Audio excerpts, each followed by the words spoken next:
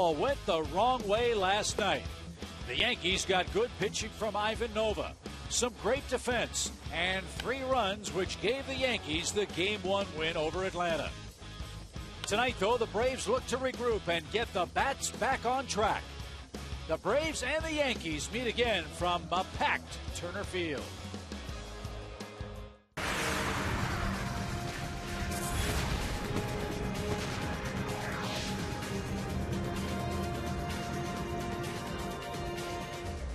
It's a perfect night for baseball at Turner Field. A big crowd is filing in for the middle game of our 3-game series between the Braves and the New York Yankees. And this series between the Yankees and Braves is brought to you by our friends at the Home Depot. Good evening, friends. Along with Dale Murphy and Joe Simpson, I'm Chip Carey. Let's see if the Braves can get back into the win column. Last night, New York won the ball game by a final score of 3-0. It's been 15 long innings for the Braves without scoring a run. Let's see if the top of the order can get something going tonight. As you see on our Georgia Lottery hitting the jackpot, 2 all-star performers in Michael Bourne and Martin Prado. Fellas, who better to get this Braves offense started than that dynamic duo? Well, Michael Bourne is doing everything you could ask of the leadoff hitter. If he doesn't get a couple of hits a night, you're wondering what's wrong. Hitting the ball the other way with authority, stealing bases. He's got 16 and making every play in center field. He's been amazing so far.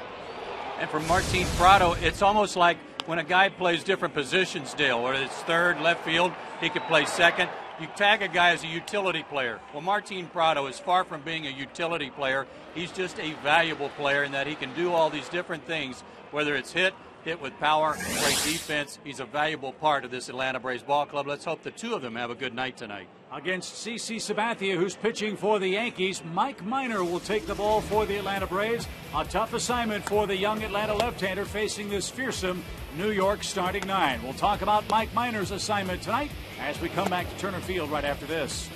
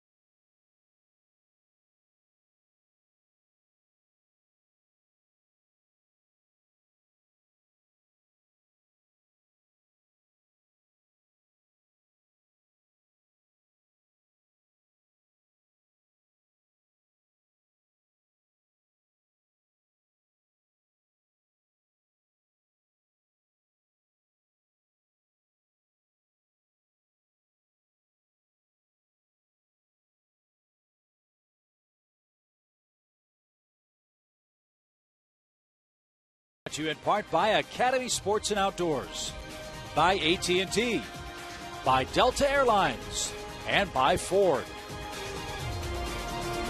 Turner Field is buzzing for Mike Minor's start against the New York Yankees in Game 2 of this series. As we welcome you back upstairs, it's no secret that it's been a struggle for Mike Minor so far in the 2012 season. But, Joe, if you're looking for a silver lining for the Braves, perhaps his last start against the Marlins would be one. I would call that a silver lining, Chip, and it's certainly a step in the right direction because Mike pitched his best ball game in several starts down in Miami. 5 innings of work, only 4 hits and 1 run allowed. And he probably could have pitched deeper into the ball game were it not for the 5 walks. He's got to cut down on the walks tonight. He's got to be aggressive in the count. And we all know that he's given up a lot of home runs this season, more than anybody in the National League. He can't do that tonight against this club. That's right, Joe. Mike Minor's last 6 starts, almost 60% of his runs have been off the home run. The Yankees hit a bunch of them, as we know, best in the league, led by Curtis Granderson with 18. So it's a tough assignment. Mike's got to bounce back tonight. And by the way, the flags are starched. The wind is blowing straight out toward the Braves bullpen. It's a duel of left-handers. CC Sabathia for the New York Yankees. Mike Minor for the Braves. The Stars are out in an Eastern battle in interleague play in Atlanta tonight.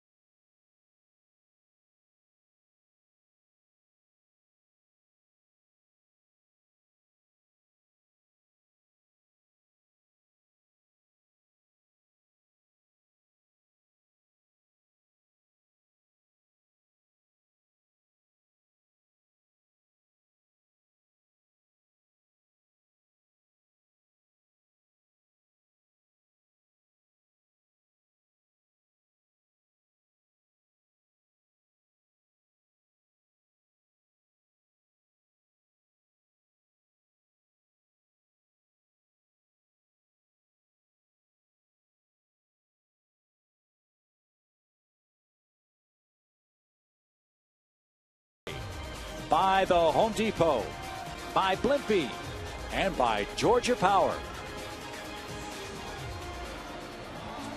Braves country is out in force tonight for Game 2 of our series between the Atlanta club and the visiting New York Yankees. Nick Swisher has an interpretive dance routine before the ball game. And so does Martin Prado, as you know.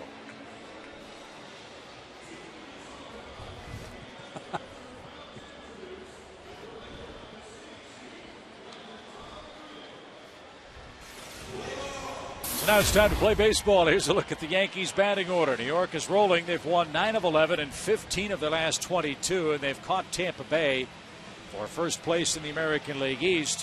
One noticeable change. Look who's getting the start and playing left field for New York tonight. It's former Brave Andrew Jones. Well, he's playing a foreign position. He's never even seen left field in this ballpark before. Mike Minor, on the other hand, has seen his position there on the mound before, his 12th start of the year, and in home games in his career here at Turner Field, 6-4 with a decent ERA.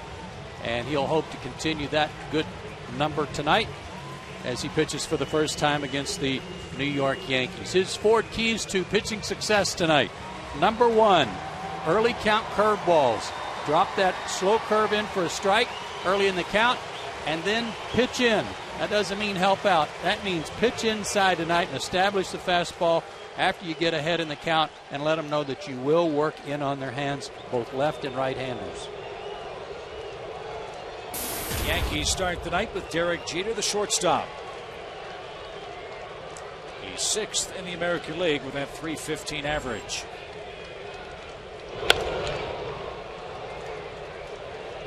Boy, is it nice to see sunny skies overhead as we start the game this evening. 84 degrees, a humid night, and the breeze blowing toward the right field corner.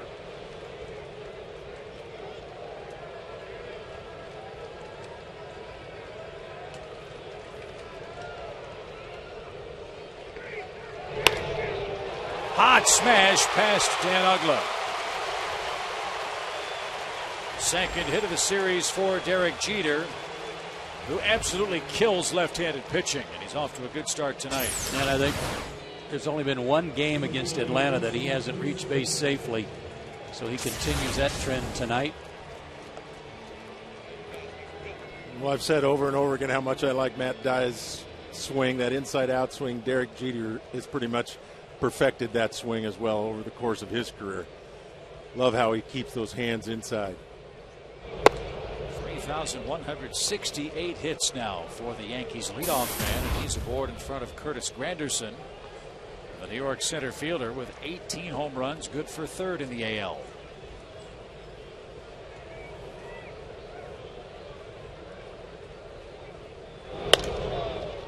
High fly ball, shallow right. And Diaz getting the start out there tonight, and Granderson's the first down. Gonzalez going with the righty-lefty matchup with Diaz versus CC Sabathia. Prado and Bourne join him in the outfield. Standard infield alignment. And Minor and McCann, the Braves battery.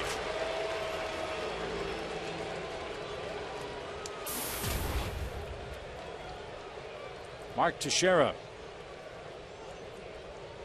Switch hitting Yankees first baseman has struggled from the right side of the plate this year.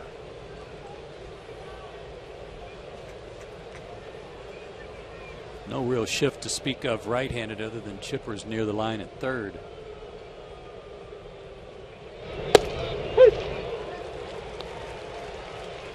Good slow breaking ball in there to even the count. That's what he's got to do today, is early in the count show that curve ball for strikes.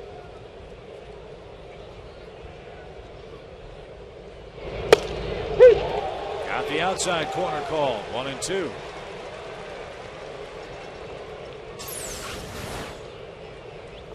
Well, it was a good fastball, but the scoreboard radar gun said 100 miles an hour. Mike might want to take a picture of that and preserve it, because I think it was a little shy of that. It's the inside corner, 2 balls, 2 strikes. Hey, he did it again.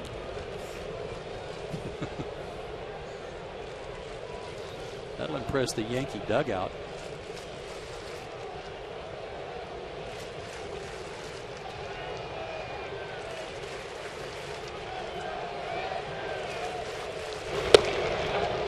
Up and away to Teixeira, full count.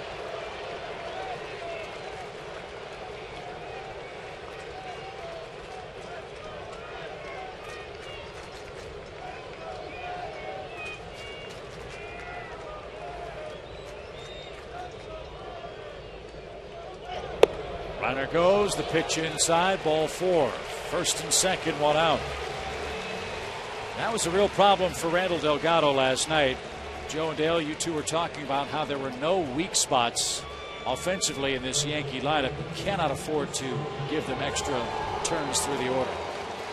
Yeah, you're right. I mean, you got to attack it early in the count. I think this is such a critical start for Mike Minor. He knows he's been giving up a few home runs. This is the Yankees. They hit a lot of home runs, but for him to have a solid start tonight, I think could really jumpstart him for the rest of the year. Alex Rodriguez bats with 9 homers and 25 knocked in. Guys, as a young player, is it hard not getting caught up in the fact that you're facing the New York Yankees for the first time? Sure, I think there's a great element in that for both Delgado and Minor. But after the first inning, you should realize I've got a responsibility here. I've still got to pitch a good ball game. I've got to make my pitches regardless of who's standing in the box.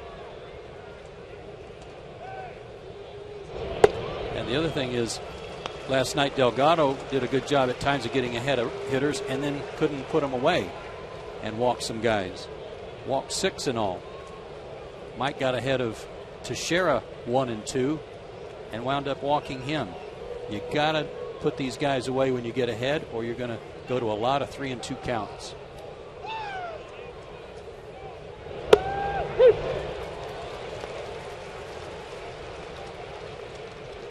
Told you in our pregame comments about leading the world in home runs, but it goes beyond that. 5th in the American League in runs per game, and great on base percentage as a team, 2nd in that category.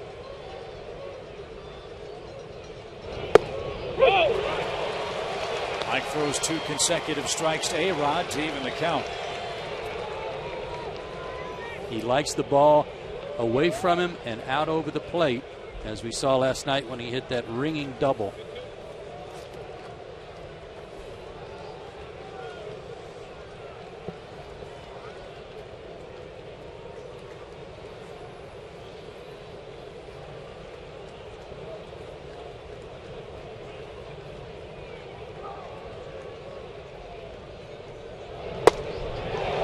Just missed the outside corner.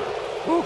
I heard a little bit about this too, Chip, about this Yankee team. With the notoriety they have and some that they have earned in terms of respect, they rarely get rung up on called third strikes.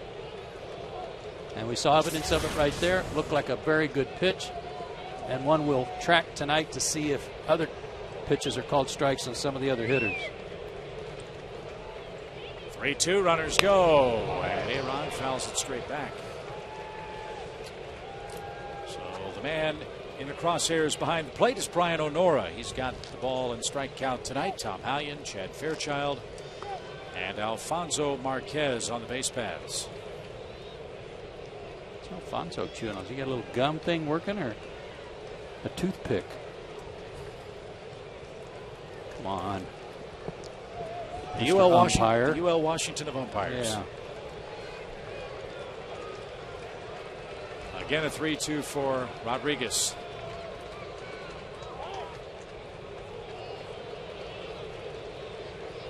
One of the things we talked about, a young pitcher overthinking the fact that this is the Yankees and that this is Alex Rodriguez. He's hitting 190 with guys in scoring position. I mean, he is human.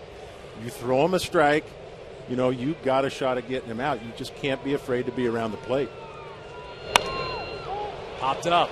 The wind might play with this. Freddie Freeman in foul ground will have room.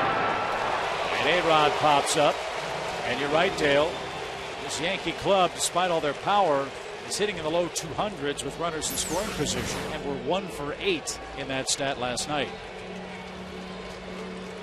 Well, it's good strategy. Put a couple guys on and then go to work. It's a dangerous strategy. Not one by design, but I think you got to look at the silver linings. You got to look at the things that are in your favor. Throwing balls out of the strike zone is something that is never in your favor. Making them hit it, working the plate is always in your favor. Robinson Cano's the Yankees' second baseman. He hit 4th last night. He drops to 5th against left-handed Mike Minor.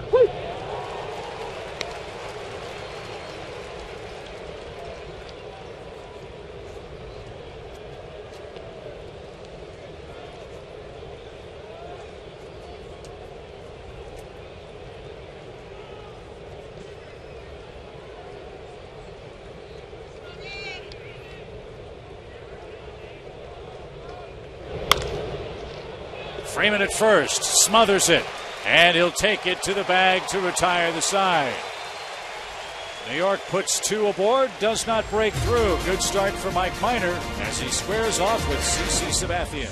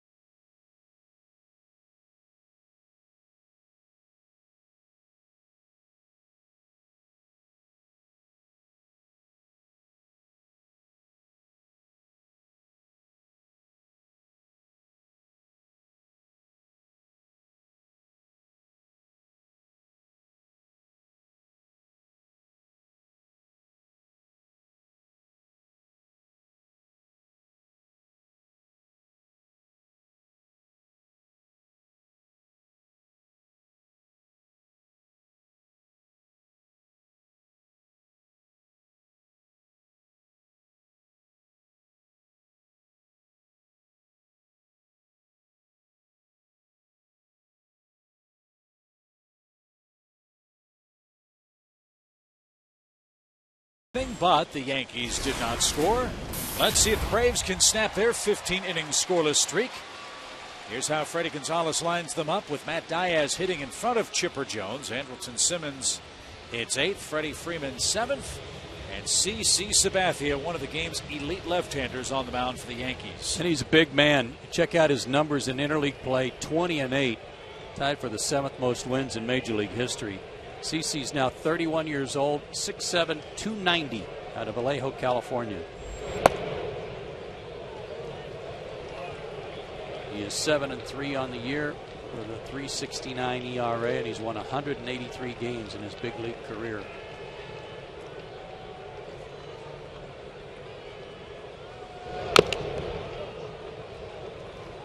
He throws hard, has a slider, curveball, and a changeup, but one of his 4 keys to success tonight is back foot sliders to right-handers to get him to swing over the top of it. And big innings at times have given him a problem. He's one of those guys, though, that weathers the storm, especially since there's no DH in the American League. He might give up 3 or 4, but he'll keep pitching. Which is why he's gone 8 innings this year, 4 different times.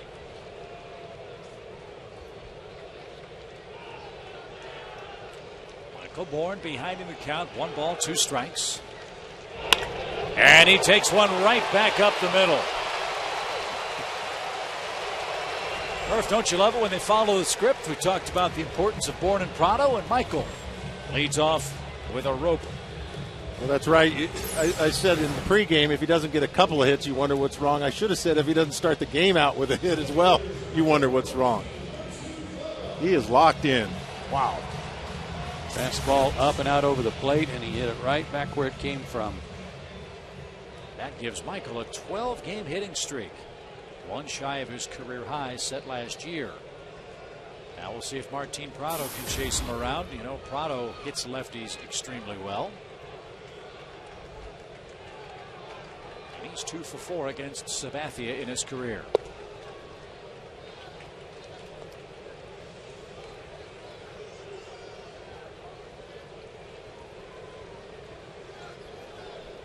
With the Braves being shut out last night and not scoring in the last 6 innings of the last game against Toronto, it'll be interesting to see if Freddie Gonzalez wants to manufacture an early run.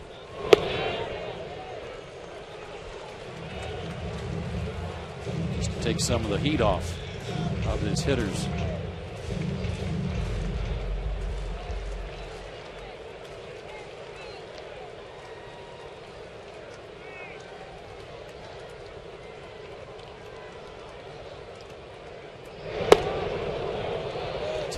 Low, 3 balls, no strikes.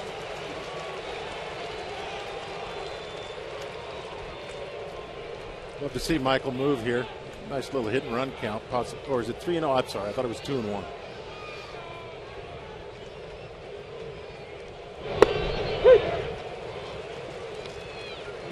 Now 3 balls and a strike. Now would be a better time than 3-0.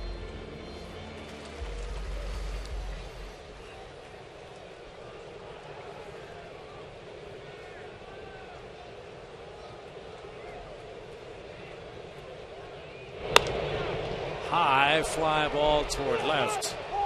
But Andrew Jones is there, makes the catch in foul ground near the line. And Bourne thought about tagging, but retreats to first with 1 out. Brian McCann comes to the plate. Boy, did he have a tough night last night. He backed up Granderson to the center field wall. He has Swisher rob him of a home run here, and then hit a rocket that Teixeira robbed him of extra bases on his last time up. Can't guide it. All you can do is swing hard and hope that you make some good contact, and he certainly did.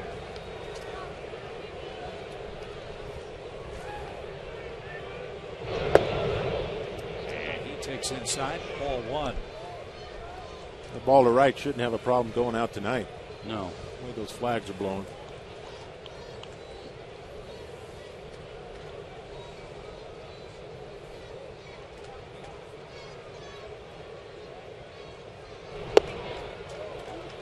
He is missing high and tight.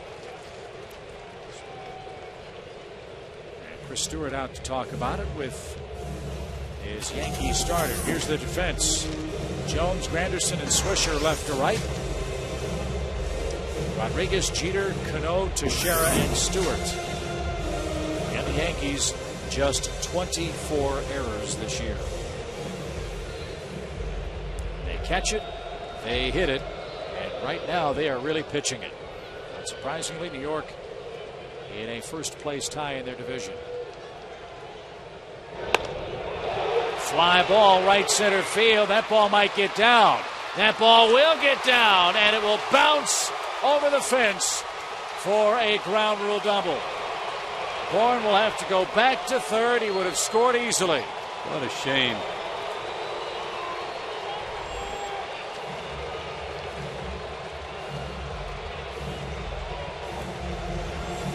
Even when he gets a hit, it's tough luck.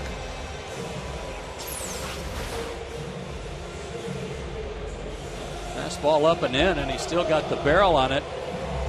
But you can see Granderson was playing him over in left center field with Sabathia pitching, so too far for him to go.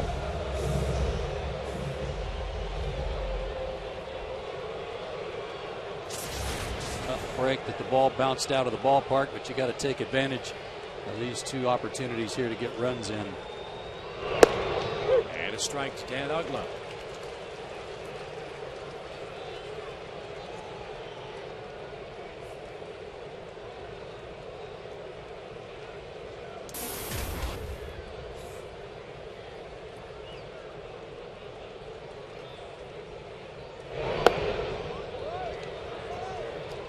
Pair of right-hand batters coming up.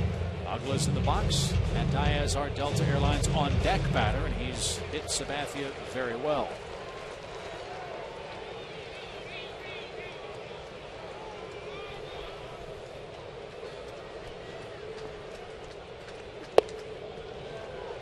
You get a couple of runs here in the first inning too. It'll go a long way toward helping Mike Minor relax a little bit and realize that he doesn't have to make a perfect pitch when he's got a couple of runs to play with. You're right, Joe. Plus, he got out of that little jam there in the first. It's going to be a confidence booster. Get him a couple here. That'll help out a lot.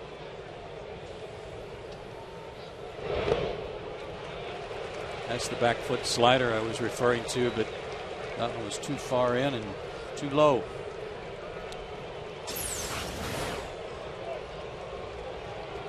Well, that's a tough one to take if you're looking in. Greg Walker said one of the approaches they like to take against CC Sabathia is you either look in or you look away. You eliminate one side of the plate. Once you start looking in for that fastball and he throws that back foot slider, you're in trouble.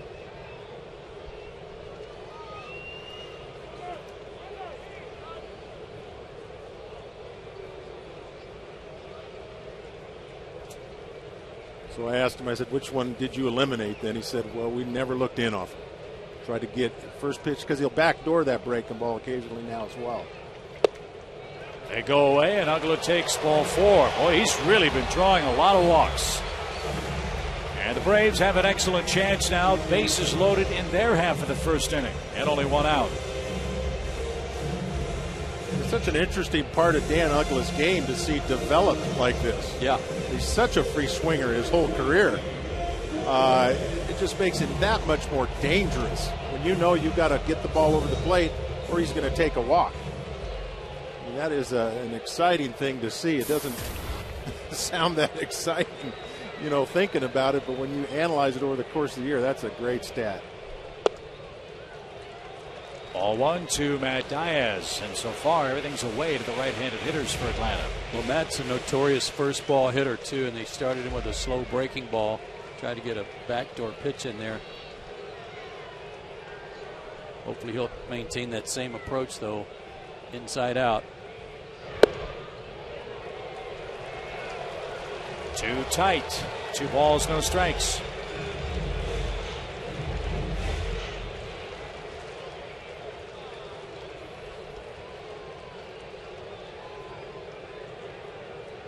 Sabathia is one of those guys that starts to throw 3 or 4 miles per hour harder as the game goes on. So it's critical that if you got opportunities now, got to take advantage of them.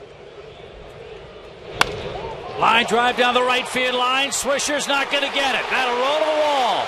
Bourne scores. Here comes McCann. Ugla around third. No relay. 3-0.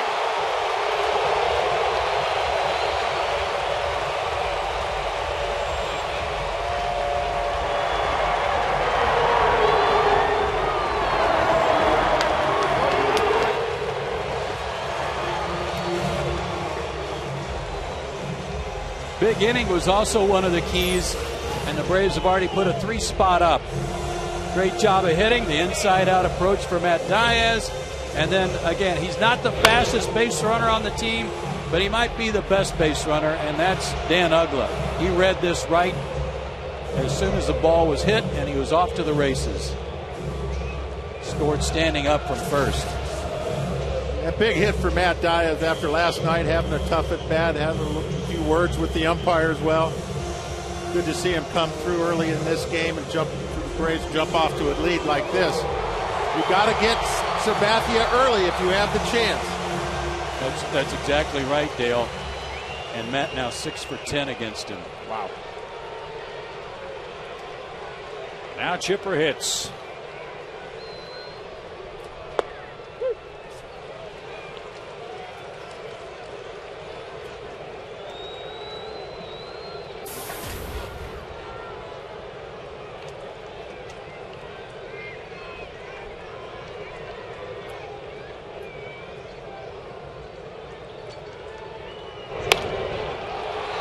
That's bounced off the mound. Cano fields behind the second base bag. Thought about firing to third to get Diaz, but takes the sure out. As Chipper's retired at first, Diaz is 90 feet away now for Freddie Freeman. Well, that was destined for center field, too, if they don't have Cano positioned there. Boy, I've seen a lot of guys, not necessarily a shift, but guys playing up the middle. A lot of balls hit up the middle this year with guys standing right there. Cano made a good decision. A guy that throws hard, tempted to get Diaz at third, but wise decision to throw to first, get the out.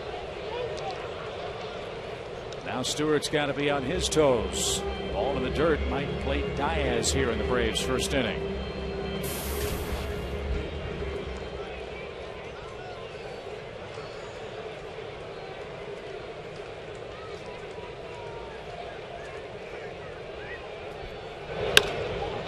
High fly left center. Granderson going back. Look at that ball carry to the track. And Freeman gave it a ride, but that retires the side. Great first inning for Atlanta. A bases clearing double for Matt Diaz. Scores 3 Atlanta runs. And we're off and running in game 2.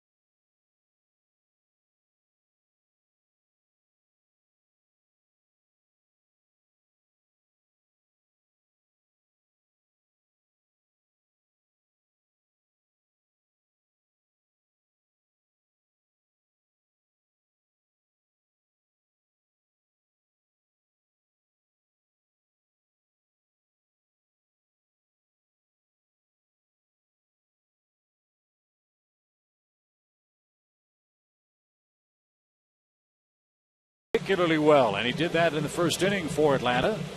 Matt getting the start in place of Jason Hayward, and he delivered a 3-run double.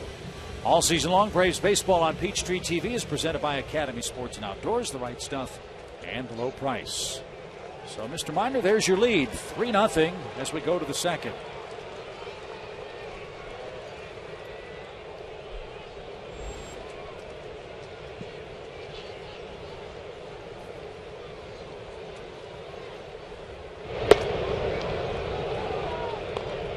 Nick Swisher is the Yankees right fielder, another switch hitter.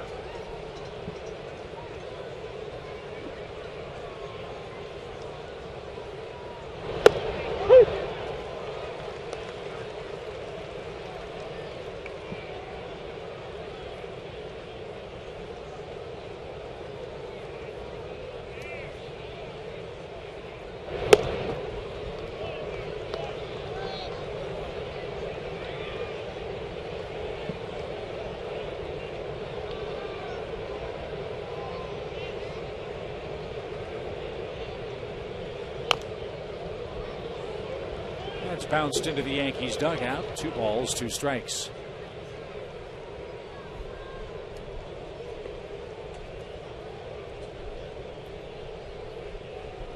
That was a big first inning to get out of that little mini jam that he got himself into. This would be another good inning to get out of. I mean, to keep them from scoring after we score 3. Yeah, that shutdown inning. It's a big confidence booster. First inning down in Miami in his win in his last start, he had a bases loaded situation and able to pitch out of that. Struck out a batter for the 3rd out of the inning.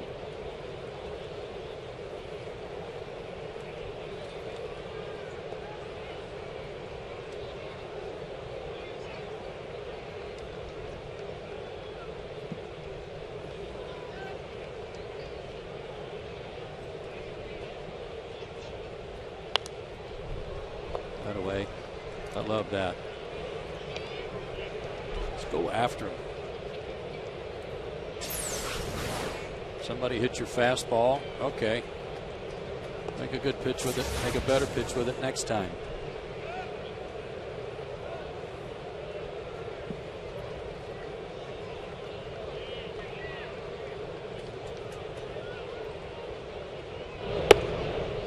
Up and away, full count.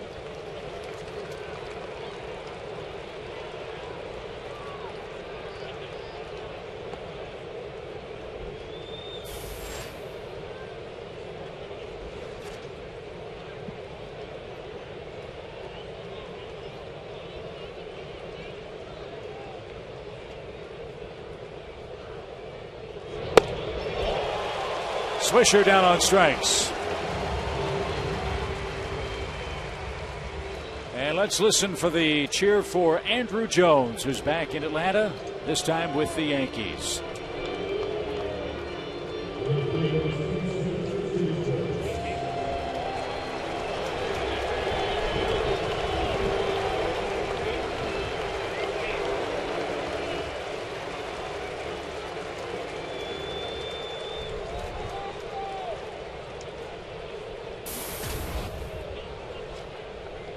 Six homers, 13 RBIs for Andrew.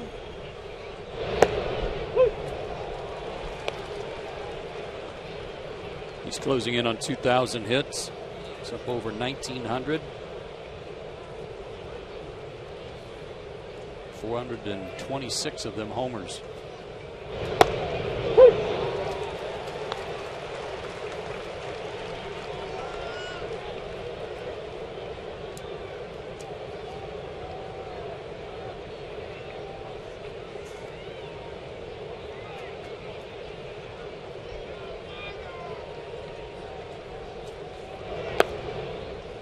Ball, 2 strikes. Andrew, as you know, broke in with the Braves in 1996. Played here through the 2007 season and went to the Dodgers, Texas, White Sox, and now his 2nd season with the Yankees. 35 years old. And a line drive from one man from Curacao to another. 2 outs. That had a little something on it.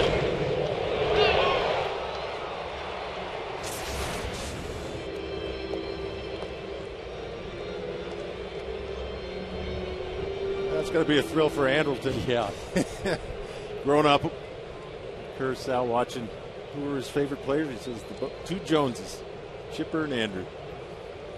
Here's Chris Stewart. He's got him from the White Sox for future considerations earlier. He's knocked in 7 runs and is hitting .239.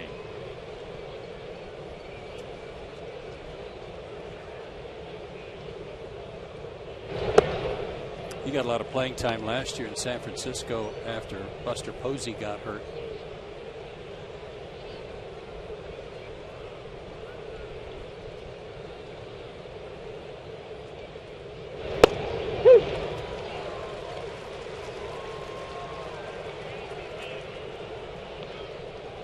Last night it was the Yankees who got an early 3-0 lead and made it stand up. Tonight a flip-flop.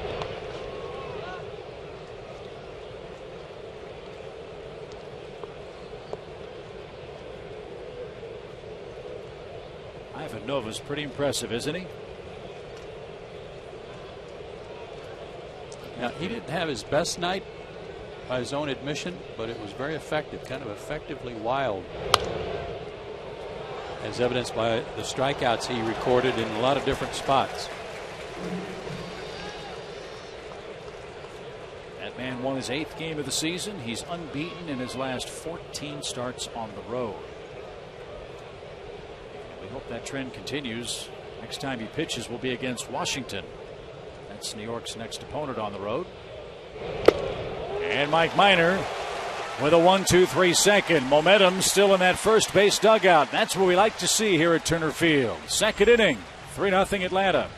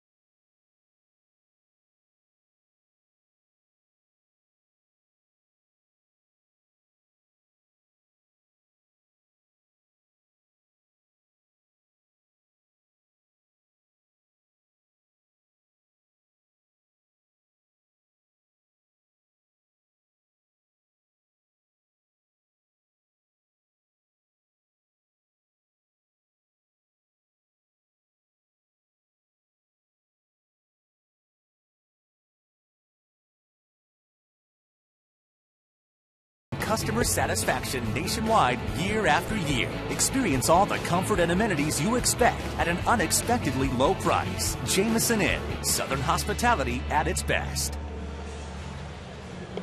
Can't ask for a better start for the Braves tonight. 3 runs in the first. Mike Minor's pitched 2 scoreless. And CC Sabathia quickly back to work for New York. And he'll face Andrelton Simmons, Mike Minor, and Michael Bourne.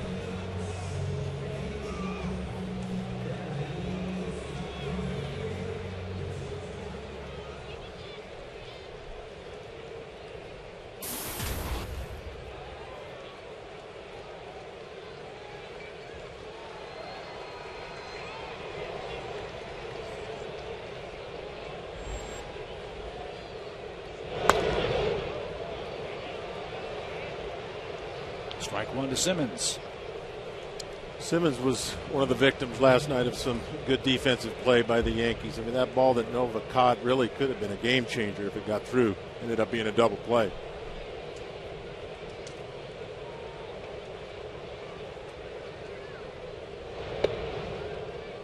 Braves got their leadoff man on a couple of times and next guy hit into a double play, including that rocket he hit into the glove of the Yankees pitcher.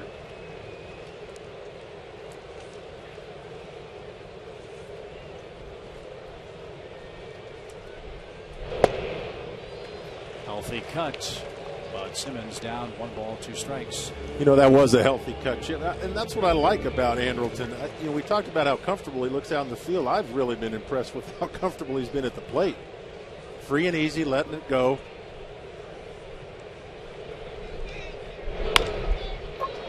A-Rod can't get it. It's between the Yankees' third baseman and Derek Jeter.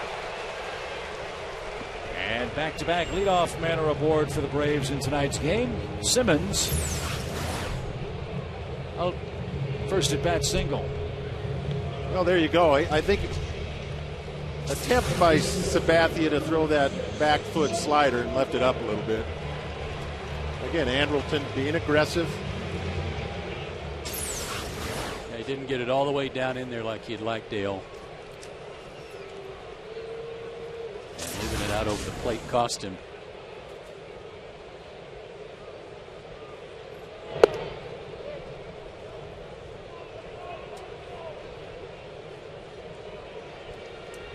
Let's see if Mike can lay down a bunt.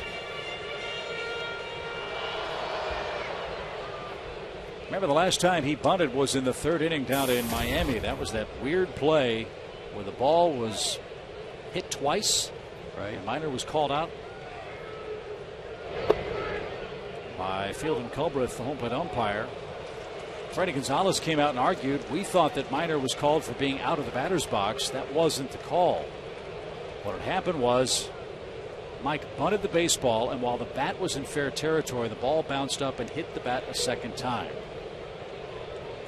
That's an automatic out. And that was the call at the plate.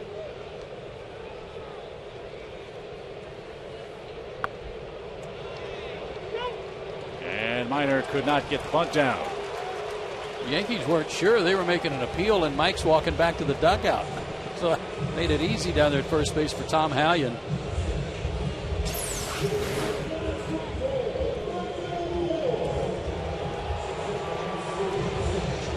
Guess he felt like he had chased that. Well, he did kind of bring it back a little bit. He knew. Yeah. Yeah. He looked a little bit in between. Can't be in between. Get that bat out in front of the plate. Brought it back behind the plate. Tough to get that bunt down when you're bringing your bat back. Guys, how about the work Michael Bourne's been doing of late against lefties? He was in the low 220s with his batting average against lefties for the first 5-6 weeks. That average is approaching 260 now.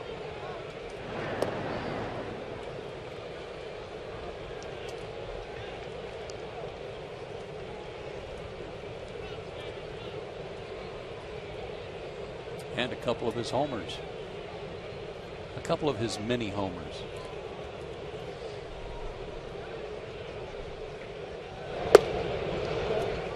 As many stats as are kept for tremendous minutia, or manura in some cases, I wonder why they don't keep track of how many times a pitcher is successful on his bunt attempts.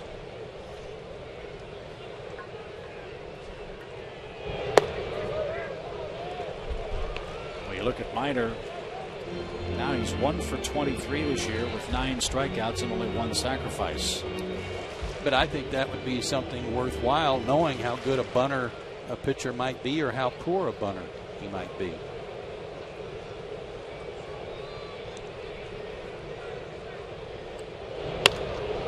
Bourne, Jeter, what a play, but no chance for the double play as that ball ricochets off Teixeira's right hand. Jeter has patented that jump throw defensively. And Cano's a little gimpy. Simmons got him. I think he spiked him, and Andrelton stood there for a long time to check on him, but Cano was walking away from him. Clean slide. Looked like he just scraped him on the way by right there.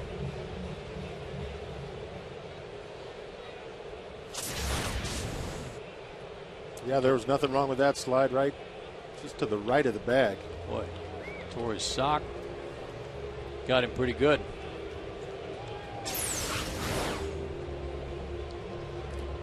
We were talking last night about how this guy's only missed 11 games in the last 5 seasons, plus every game this year. I think you made a point then, Dale, to say in a position where you're going to get knocked down a lot.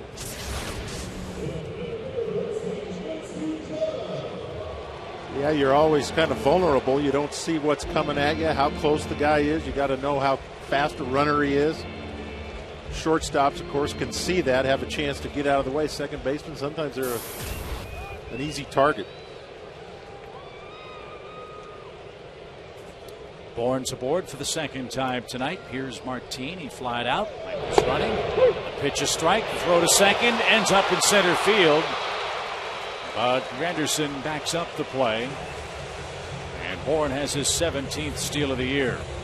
Huge jump from Michael Bourne there. Going on the first move. He had 4 or 5 steps before Sabathia ever let the ball go. Yeah, I'm even surprised they even threw it. You rushed it, trying to get him. You had no chance. Ended up throwing it into center field. Michael Bourne probably made a good decision not to go to third, but really no shot at that.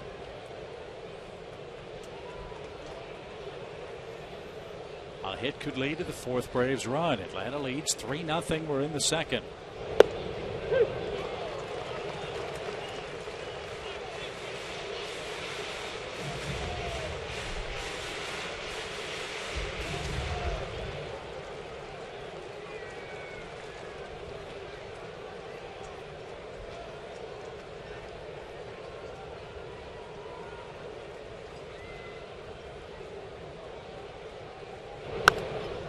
Fly ball to left. Andrew Jones is there, and that retires the side. No runs, 1 hit, and 1 man left. CC Sabathia comes to the plate. He's down 3-0.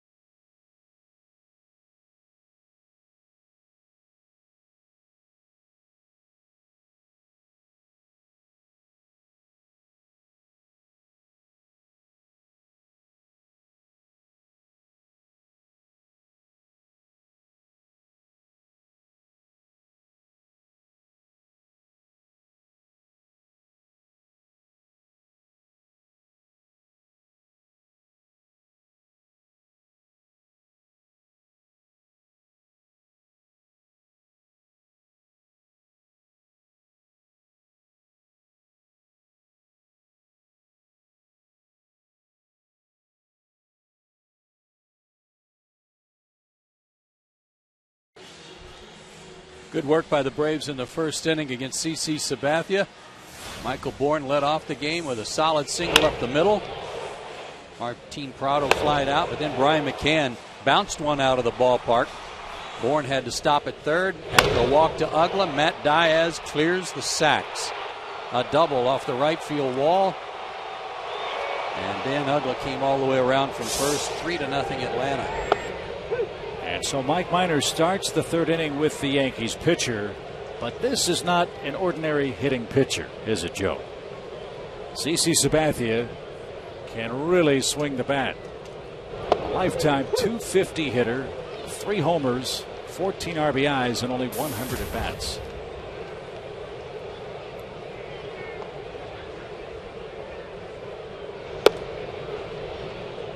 Well, he could swing the bat, and I know some teams have tried to bunt for base hits off him because they think of his size, he doesn't move that well, and that doesn't work too well. He moves well, good athlete. would have gotten most of those at bats while with Milwaukee. That's a pretty good swing there on a high fastball, 91. Joe mentioned he grew up in California, did Sabathia, and being a terrific athlete, he had a football scholarship offer to play at Hawaii. He instead chose baseball. And Minor gets him swinging. That's 3 strikeouts for Mike in the game, and a good start to the New York third.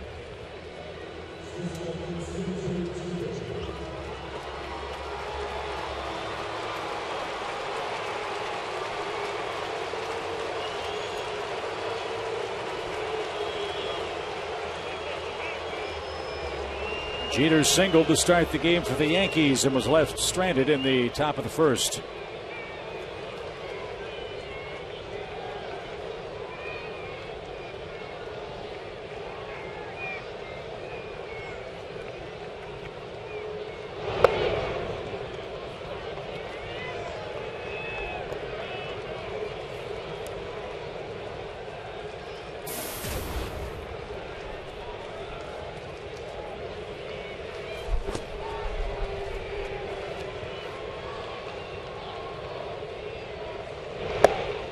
Jeter's driven in 100 runs once in his career. That was back in 1999, when he also had his career high in homers with 24.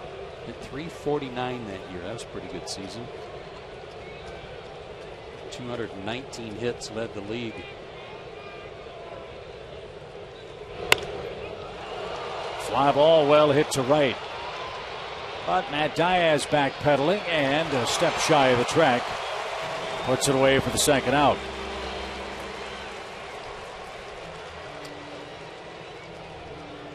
Seven straight retired by Mike Minor, who leads 3-0. And Delta Airlines, a proud sponsor of the Atlanta Braves, as we join you here at beautiful Turner Field, 8 o'clock Eastern Time. Game 2 between the Braves and Yankees. Joe Simpson, Dale Murphy, Chip Carey with you, as Mike Minor trying to win his second straight start.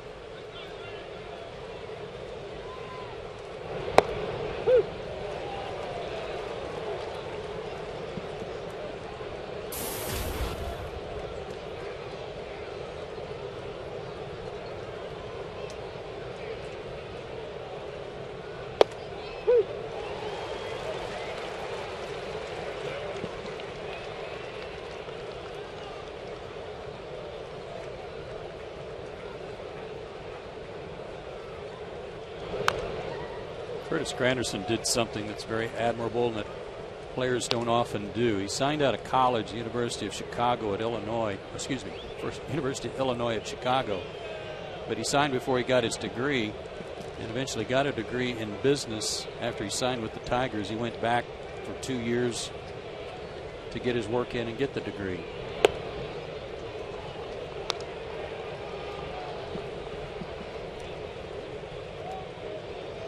One ball, 2 strikes. And a line drive over second. Granderson has a 2-out hit in front of Mark Teixeira. Curtis also did some TV work a couple of years ago. He was on TBS's postseason coverage and did a good job.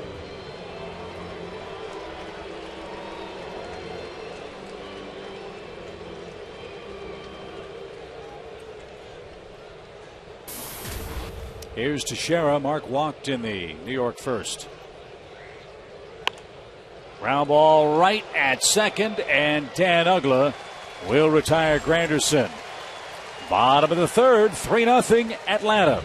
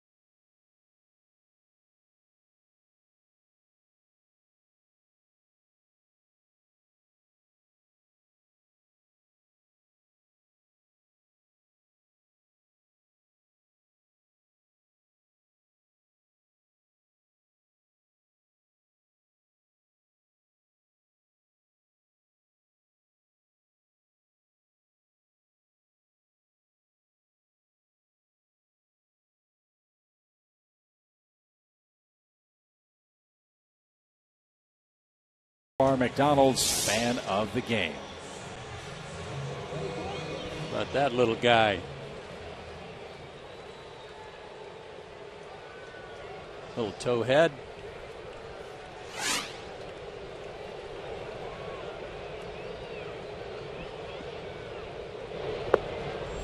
Let's get a few more runs against Sabathia if you can. He's in his third inning. Brian McCann doubled his first time up.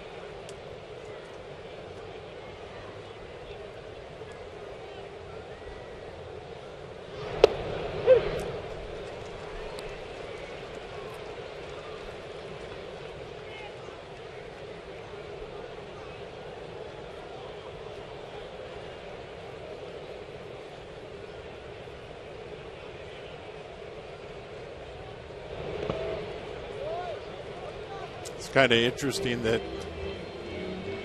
one of the scouting reports on CC Sabathia is that to left-handers he's almost a two-pitch pitcher. Two seamers in, sliders away. But now that he's got a cutter and a changeup, to right-handers he's almost a four-pitch pitcher. Makes it a little bit tougher on the right-handers. And you can see there's, I think he's thrown in 3 sliders and a fastball in, but he doesn't. He used to just blow you away, 95, 96. Right.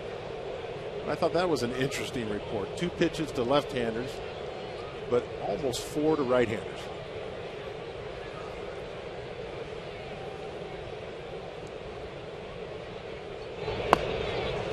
And an off-speed pitch gets Brian McCann for the first out.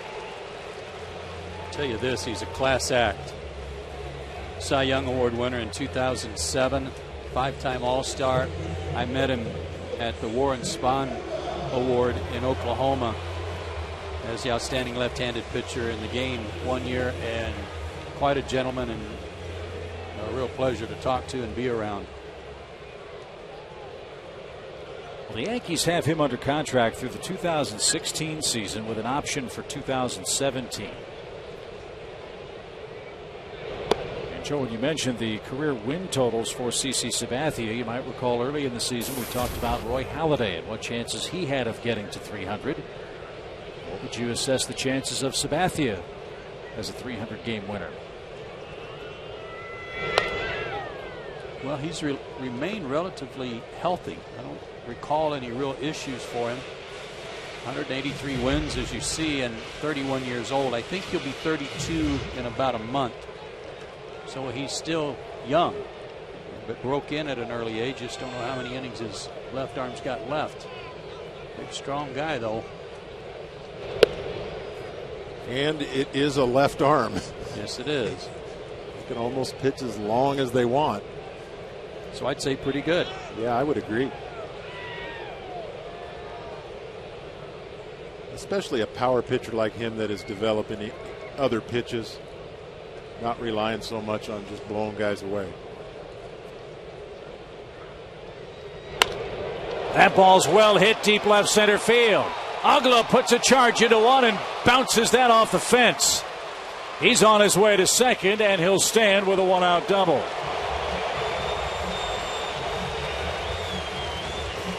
Mr. Ugla is locked in right now.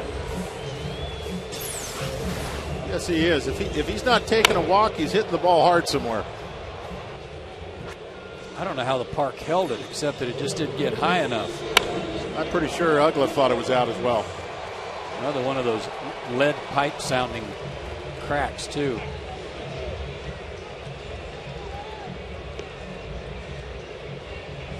Just below the yellow line. To Xfinity, but not beyond. Right. So here's Diaz, already 3 RBIs for the Braves right fielder. A double cleared the bases in the very first inning.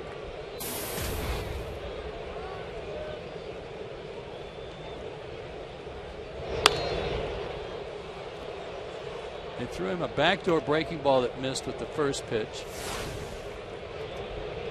And then tried a fastball, and he was all over it.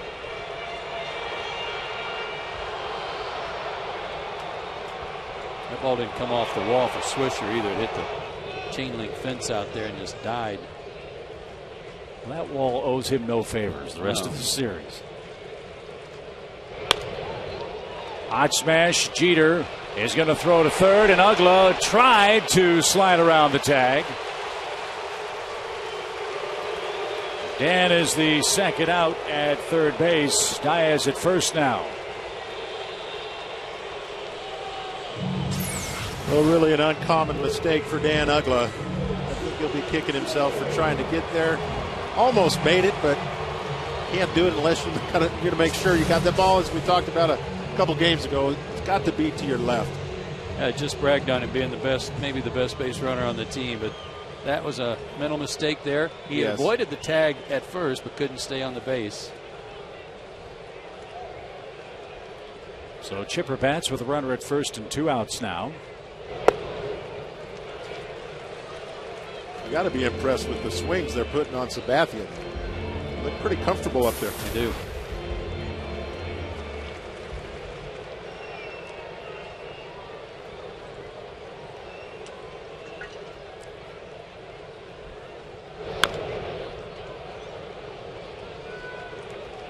And now 2 strikes. There's that changeup that he's developed over the years.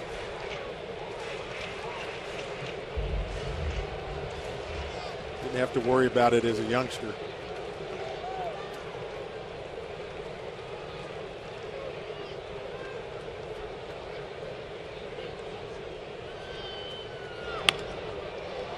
Little flare in a shallow right. That's going to drop in front of Swisher.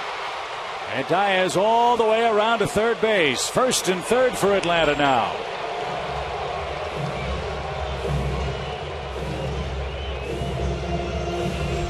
This was a pretty good pitcher's pitch in that it was up and in on Chipper, and he just fought it off. And a little Rick flare to right. Yeah, it was. My theory is always with 2 outs in the outfield, if the ball's in front of you, you dive. That ball's probably not going to get by him if he dives for it and misses it. I think that ball right there is a little misplayed by Swisher. I say dive for it, take a chance. 3 runs on 6 hits for the Braves so far in the game. Now Freeman bats and takes a strike at the knees.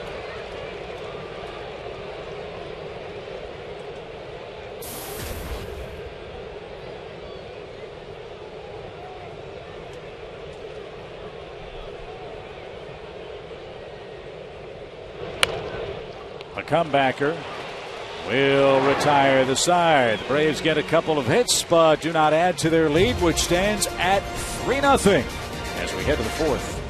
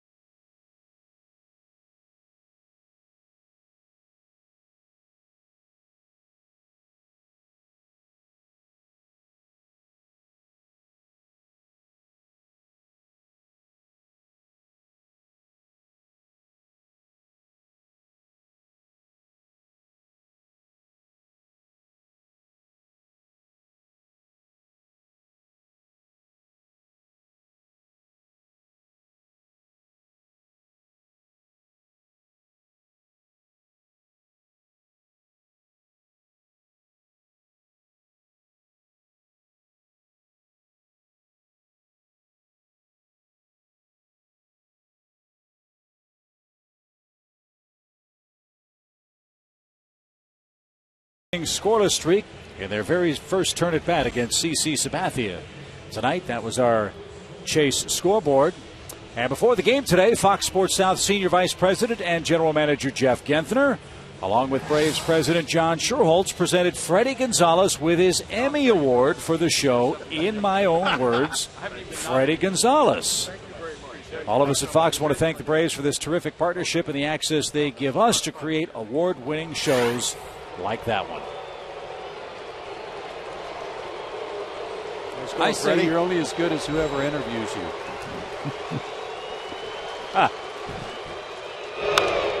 A-Rod swings at the first pitch and drives it to right. So do we have to call Freddie the Emmy Award-winning manager of the Atlanta Braves from here on out? Yes.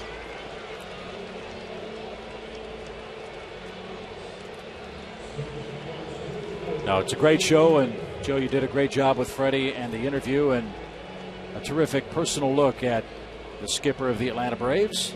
Cool stuff on that one was talking about his growing up in Miami, the son of parents who had immigrated from Cuba, and the travails that they had to encounter raising their kids in Miami, and obviously Freddie turned out real good.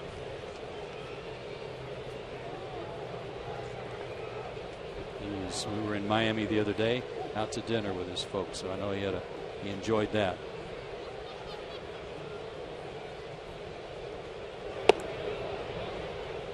Robinson Cano has bounced out.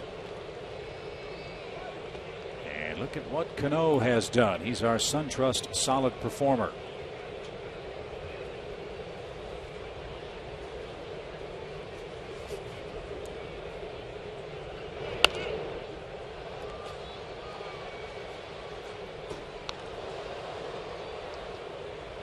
Talked about him last night being a good player in all facets. 5-tool guy. 25 or more homers in 3 straight seasons. Only Joe Gordon is the other Yankee second baseman to accomplish that feat. And he's one of only 5 second basemen all time to do it, including the Braves' Dan Uggla. Cano rolls out to first for the second out of the 4th inning. You think about teams and their second baseman and how the game has changed so much that the middle infielders always used to be either your leadoff hitter or your 8th hitter in the National League, and guys who played good defense. But even, with Chase Utley, Cano, Uggla, there's 3 right there, guys that are certainly not that type of hitter.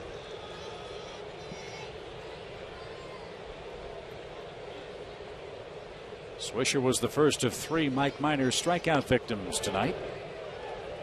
And he takes one in the dirt. 1 ball, no strikes.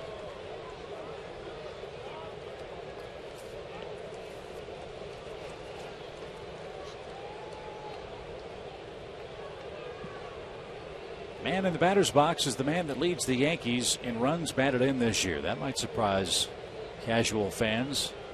You'd think Jeter or A-Rod or Cano or Teixeira. It's Nick Swisher with 37 of them. Casual fan, is that the guy that wears the Tommy Bahama shirts? Yeah, pretty much.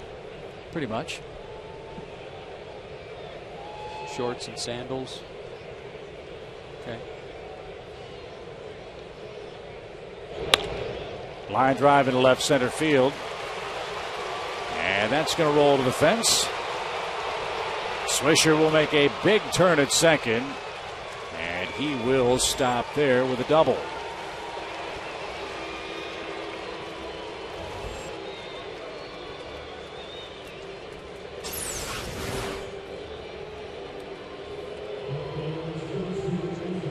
Well, a breaking ball again over the middle of the plate. Joe, one of your keys to Minor's start tonight was pitching in. He's shutting out the Yankees, and that's good and everything, but he has, to me, he has not established inside yet. And that as the game goes on, could come back to hurt him. That ball right there needs to be down, back foot, you're ahead, back foot slider. But I just haven't seen him throw enough inside for me so far. I can't argue with success, but I agree so far.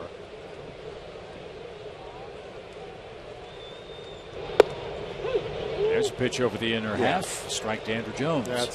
I like it.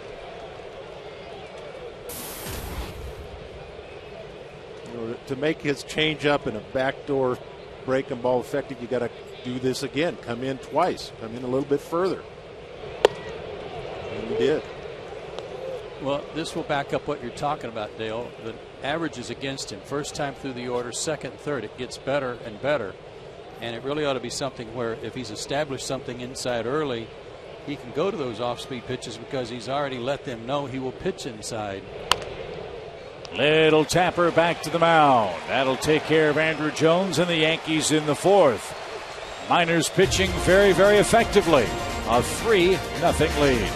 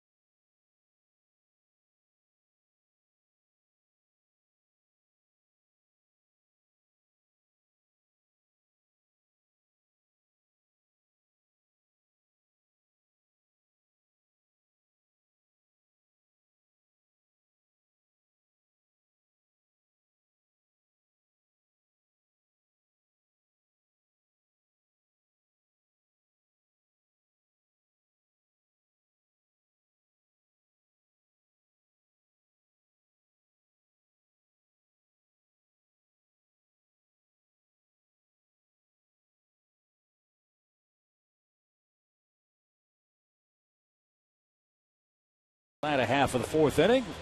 And fans, let's get Chipper Jones into one last All-Star game. Vote up to 25 times for your future Hall of Famer. And the rest of your favorite Braves like Dan Uggla, Brian McCann, Freddie Freeman, and Martin Prado, all of whom we hope will make the 2012 MLB All-Star game. You can vote now up to 25 times at Braves.com/All-Star. Present standings for the Braves in the All-Star voting. Dan Uggla first at second base. Freddie and McCann close by, so is Chipper. Need a few more votes, though. Keep voting, people. And we talked about it a little bit earlier, but if Chipper doesn't get voted in, I am be surprised if he doesn't get there somehow. Either by the commissioner or La Russa, somebody getting him there to the All-Star game. I was in Seattle at the All-Star game of Cal Ripken's last one. I think, as I recall, I think A-Rod was the starting shortstop. And before the first pitch, A-Rod went to third and switched positions with Cal Ripken so he could start. I remember that. Yeah, that was pretty cool. 2 balls and a strike to the Braves shortstop, Andrelton Simmons. That was also the All-Star game where Tommy Lasorda had a run-in with a broken bat. Yeah.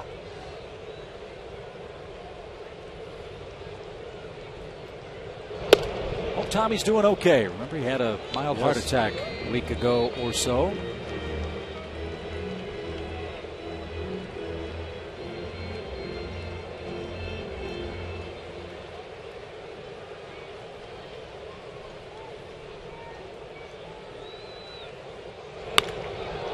Simmons is 2 for 2. And look at that ball roll to the warning track. Granderson cuts it off, but not before Simmons leads off with a double. Well, that swing right there, Joe, is quickly becoming one of my other favorites on the Braves. That is just a good-looking, flat swing that stays in the zone a long time. That's a great description of it, Dale. If you're swinging on the same plane as the pitch, the point of intersection becomes very long. And he's hitting it right on the sweet spot. Let's get another run. See if Minor can get a bunt down. He could not in the Atlanta second.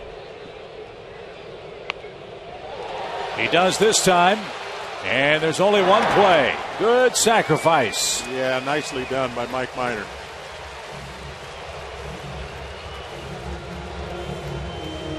Good job. Good makeup.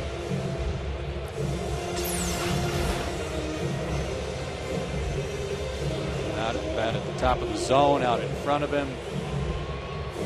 And he got a pitch up that helped a little bit too. Yeah, and see how he kept his bat up and out in front of the plate. His last time up, he brought the bat back, dropped the bat head. Hard to keep that ball out there doing that. Right off the thumbs of Michael Bourne with the infield in for the Yankees.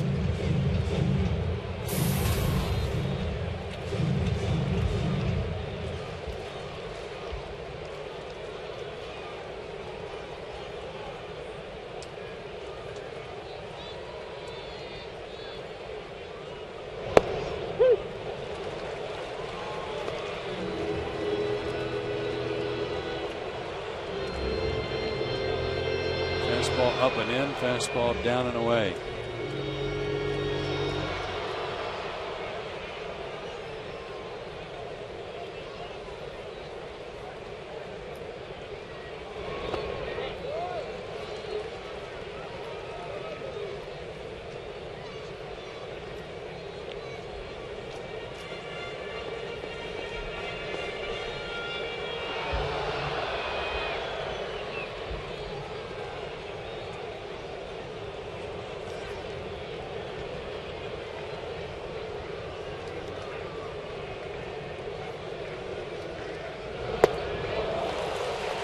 And Bourne is down on strikes. Runner at third now, 2 outs for Martin Prado.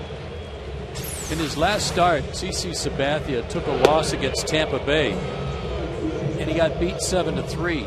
He went 7 innings, gave up 5 of the runs, but only 3 were earned. But in that game, he only walked 1, and he struck out 12 batters in 7 innings in the loss. So that was my point about big innings. He will survive big innings and then buckle down and give you 6, 7, 8 more innings because of what a good professional pitcher he is. And in this day and age, 230 or more innings, 5 straight years. He's a horse. Pretty impressive. But he's doing the same thing, at least so far here tonight, after giving up 3 in the first. And we talked early in the game how he starts adding miles per hour. That fastball there was 94. Yeah, he hadn't done that all night. Yeah, and he threw a good fastball to strike Michael Bourne out. So he's one of those guys that gets a little harder and a little more velocity as the game goes on. A couple good fastballs to Martin. Well, he's been in trouble in every inning. He has not worked a 1-2-3 frame yet. He's allowed 3 runs, 7 hits.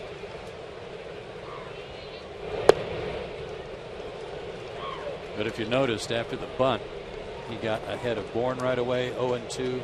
Eventually struck him out. He's gotten ahead of Martin 0-2 right away.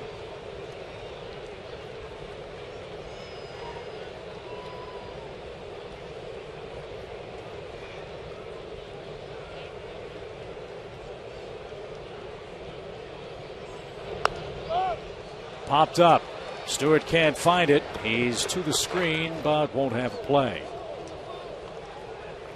This is that swing I talked about the other night with Martin that looks like he's kind of knifing the bat through the zone, almost kind of a little bit of an inside-out swing on a breaking ball. That's a changeup. See how he just kind of one-hands it through there to... Like he's fencing? Yeah, a little bit.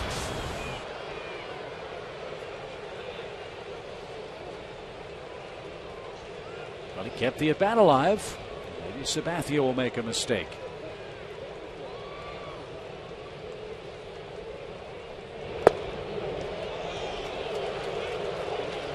Outside, 2-2.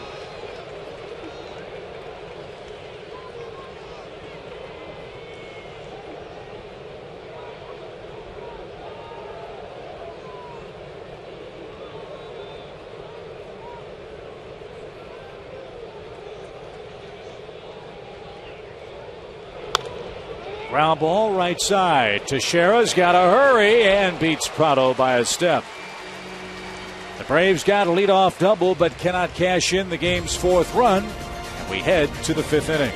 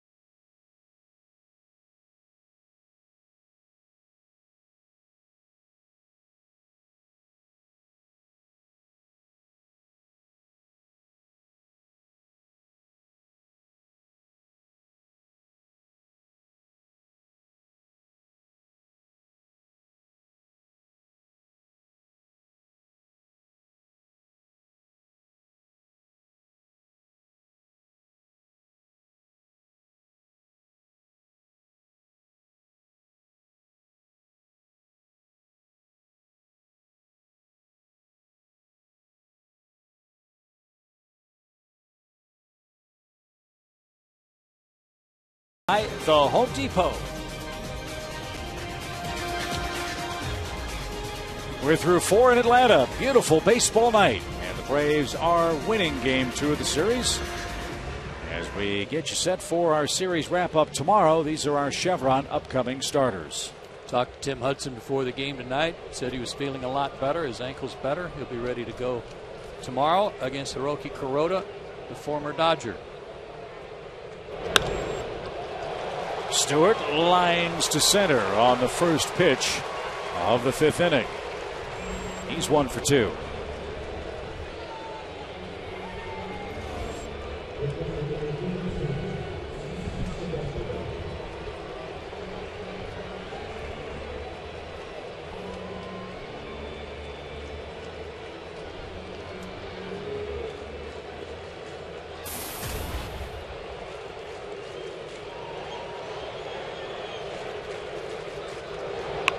Sabathia, the bunt, chipper to second.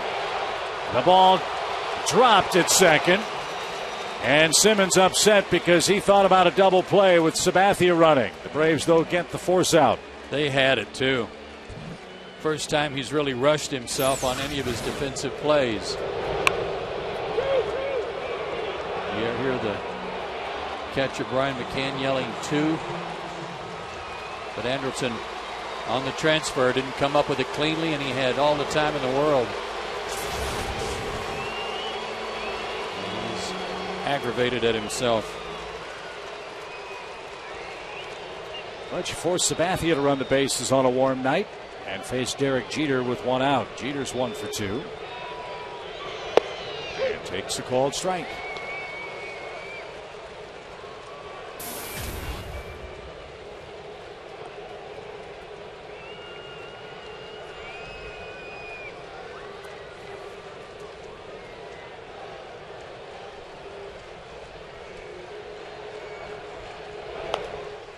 I would guess there's, and I don't know, but I would guess that there's been a time or two in his long career that he might have been thrown out of a game.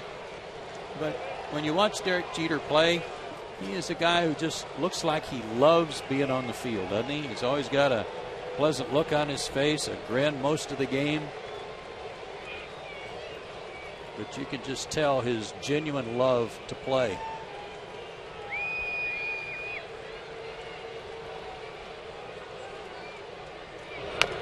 Little roller. Minor to second 1. And Jeter beats the rap at first. John, I think it's safe to say you may not like the Yankees, but how can you not like the way Jeter plays? I think that's fair. I grew up a Yankee fan because my dad was a Yankee fan. And, you know, I love Mickey Mantle because he was from Oklahoma. Through the years, I grew away from that. I haven't been a Yankee fan for a long time, but I like watching him play. Did not realize this, but Derek Jeter owns the most hits by a shortstop in the history of this game. Is that right? He's chasing Cal Ripken, but remember, Cal finished at third, or started at third for Baltimore. Forget which it was, but point being, Jeter's been a shortstop. And with a hit tonight, 3,168 in his career. Well, if you remember, there was a lot of discussion when they acquired Alex Rodriguez as, well, who's going to play shortstop? And there was really not much discussion. It was pretty much, A-Rod, you're at third.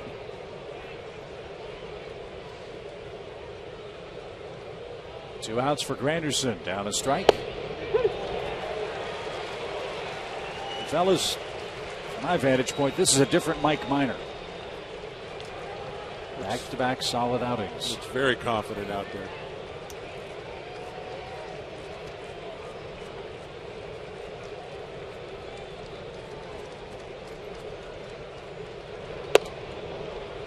There's more fastballs. That's what I'm enjoying seeing. Being selective with his breaking ball, throwing his breaking ball early in the count for a strike, maybe the first pitch to get over pitch. But I agree with Dale. Pitching inside more would be a bonus. I like that pitch right there, 0-2, and thrown it high and away. To me, just it doesn't. I'd rather go low and away. At least it sets up maybe a slider, but high and away to me doesn't change a hitter's eyesight. You know, it doesn't change too much. High fly to left is playable for Martin Prado, and he's got it. Minor is through 5 with a 4-hitter against the New York Yankees. Braves lead the game 3-0.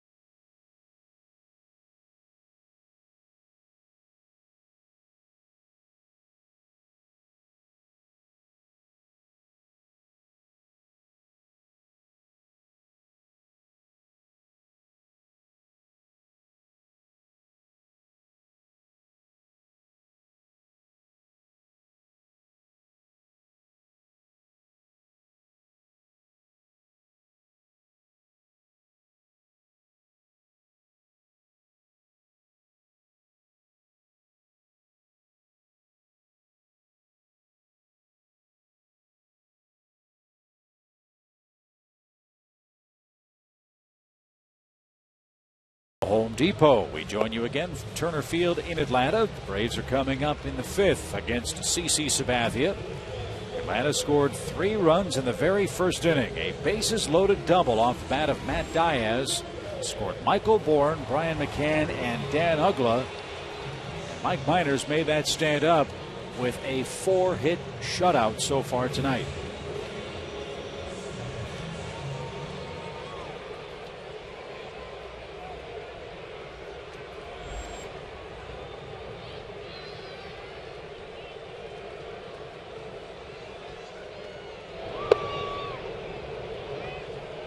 Ryan's 1 for 2 in the game. His first inning double snapped an 0 for 14 mini slump.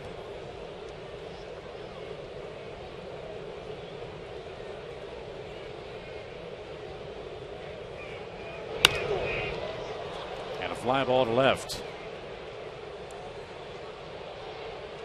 Andrews got it, 1 out. Brian says he's feeling better at the plate, and it's showing. Putting some good swings on the ball.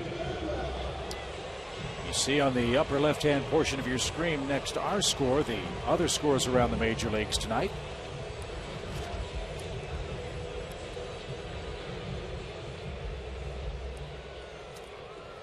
Nationals have won 4 in a row and winning again tonight.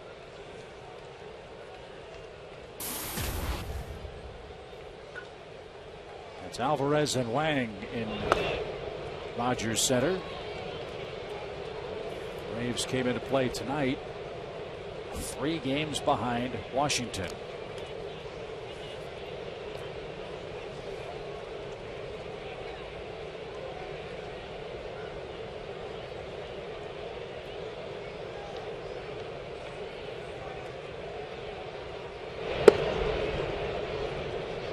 Upstairs to Dan, 2 balls, no strikes. Dan has walked, scored, and doubled.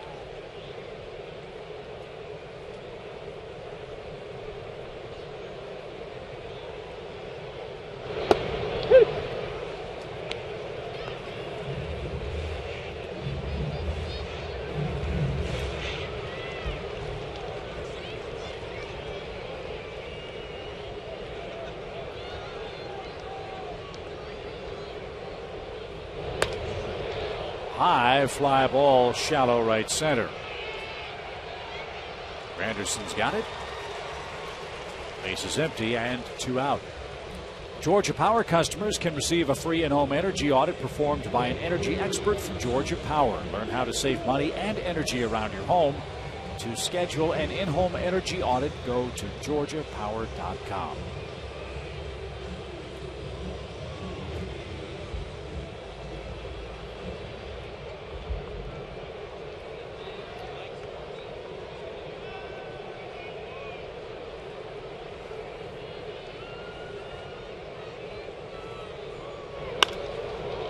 Fly ball to right.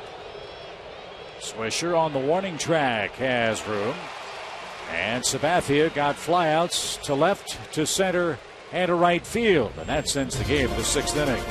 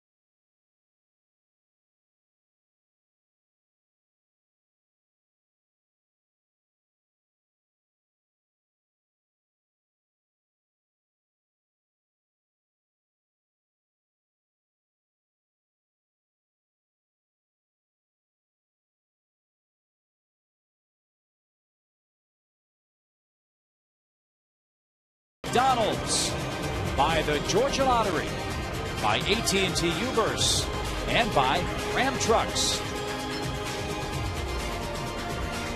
3-0 as we head to inning number 6. Minor will face the 3, 4, and 5 hitters for the Yankees. And it starts with Mark Teixeira.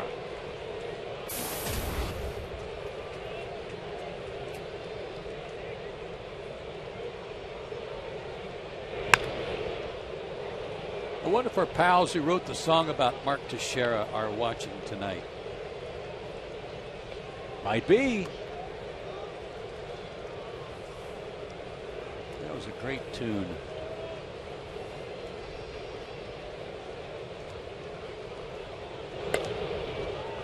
Popped up. Freddie Freeman is under it in fair ground. And there's your first out. Remember, the Mets are scared because their lead's going to narrow. They're looking over their shoulder at Mark Teixeira. Some of the lyrics of that great song when Mark played with the Atlanta club.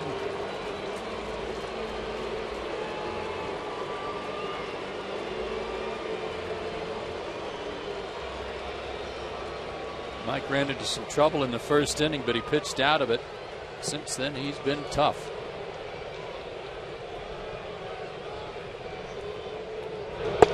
There's that slow curve early in the count.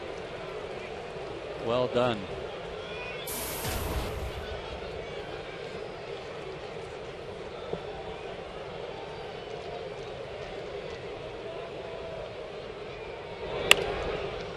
That's cued foul past first.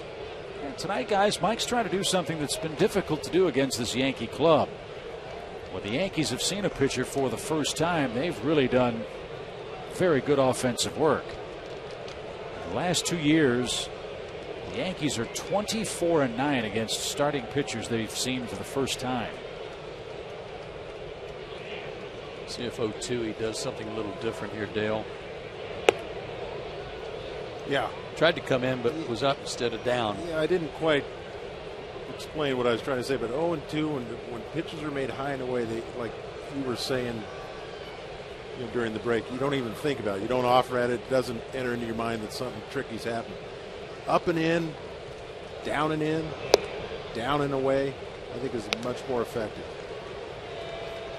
I think he tried to come up and in on that one. I would have liked that 0-2 pitch to be a little bit further in. That ball kind of looked like it was out over the plate. If you make a mistake a little bit down, you could get hurt. Right. Like you said the other day, Joe, you got to move their feet a little bit. Make them move. Make them think. 83-mile-an-hour changeup, I'm guessing, right there. Nice location.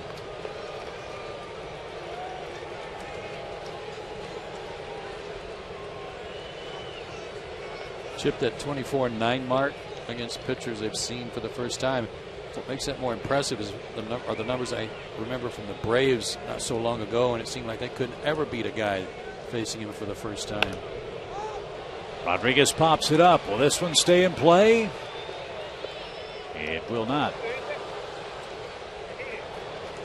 Good pitch, though. Yeah, you got to like this sequence to A-Rod. Showed him a couple changeups away, fastball up and in. Breaking pitch, like you said, Joe, first pitch. Very, very confident approach.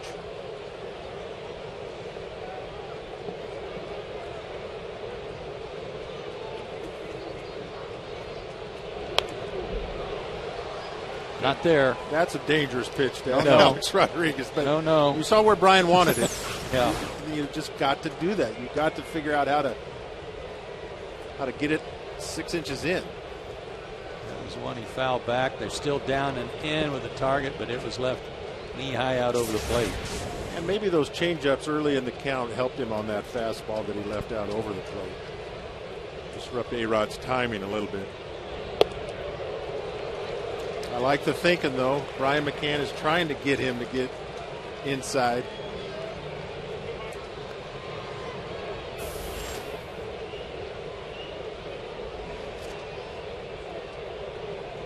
You want to crowd Alex Rodriguez if you're going to throw a fastball, and do not leave it out over the plate. That first at-bat last night, ball's left over out over the plate, and it's a laser. Bouncy ball to short. Simmons has it. And Minor, after a lengthy battle, takes care of the Yankees' third baseman. Take a look at some of Mike Minor's efforts tonight. This was in the first inning. The 2-minute board. He got A-Rod to pop up. He's registered a couple of strikeouts. In fact, 3 tonight. Got Andrew Jones to hit that weak comebacker in the fourth. And he just got Alex to ground out on an off-speed pitch.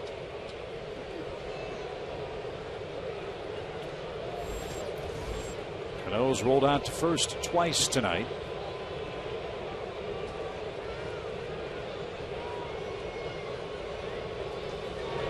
also been spiked. It's a rough night for the Yankees second baseman. After he reached base 4 times last night.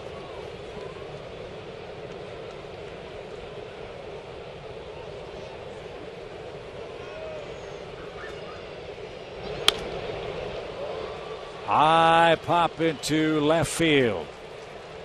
Prado is there and has it. It's only 1 run allowed by Minor in his last 11 innings. So he's on a very positive roll. And when we come back, Chipper Jones leads off.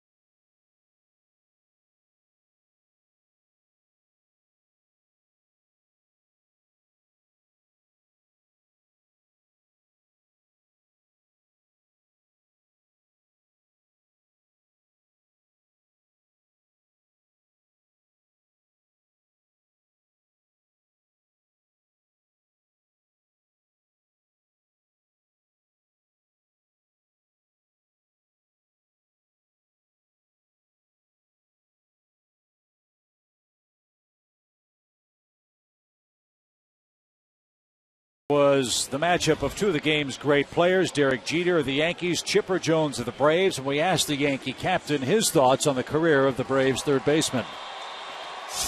Chipper looks like a baseball player, man. I mean, it just looks like this is what he's supposed to be doing. The way he carries himself, the way he runs, the way he feels, the way he throws, the way he swings. He looks like just the definition of a baseball player. And more importantly, he looks like an Atlanta Brave. I mean, that's the first thing that comes to mind when you think about Chipper Jones. And Chipper has his second hit of the game. He's 2 for 3, and again the Braves put the leadoff man on against Sabathia. He's wearing it out, shaking his head a little bit over those 2 swings he's had tonight for hits. He'll take them.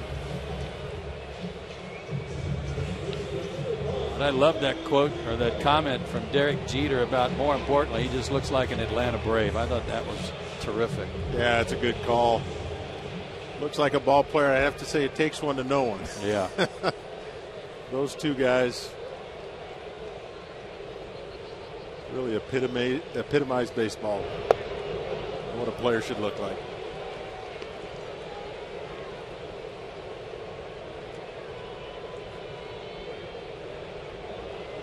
There's another first pitch swing by Freddie that got him that gets him behind in the count.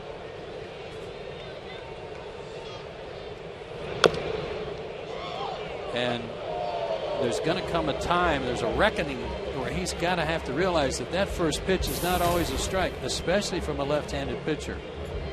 And I know no one wants to take his aggressiveness away from him, but to automatically be 0-1 every time you walk up there is not a good thing.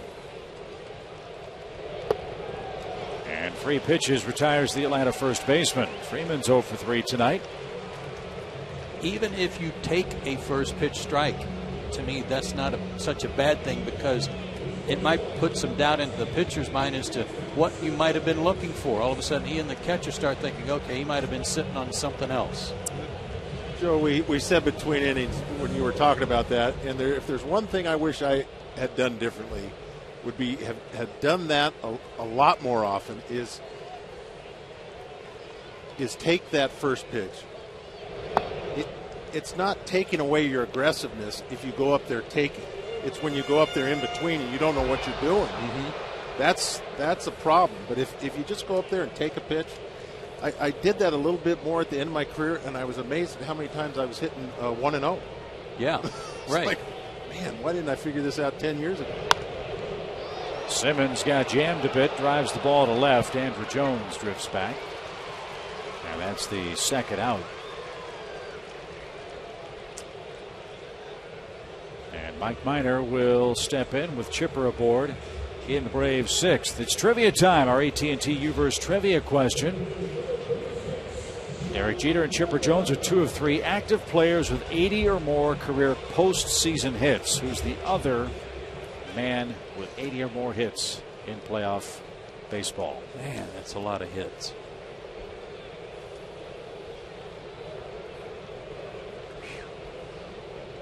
Somebody that's been around a while.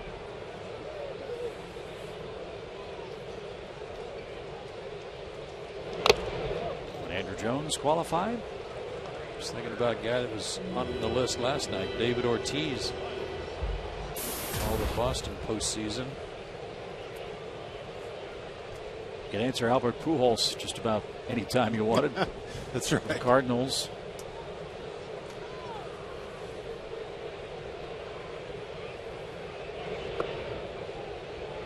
One ball, one strike. Dale's guy last night, Miguel Cabrera's been in a lot of postseason too with both Florida and Detroit.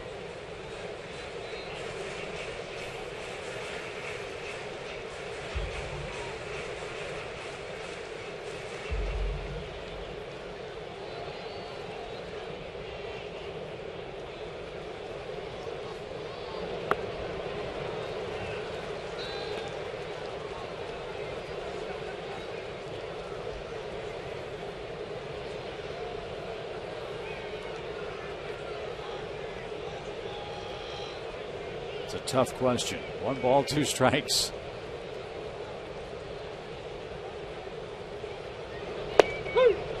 And Minor is called out. And this game heads to inning number 7.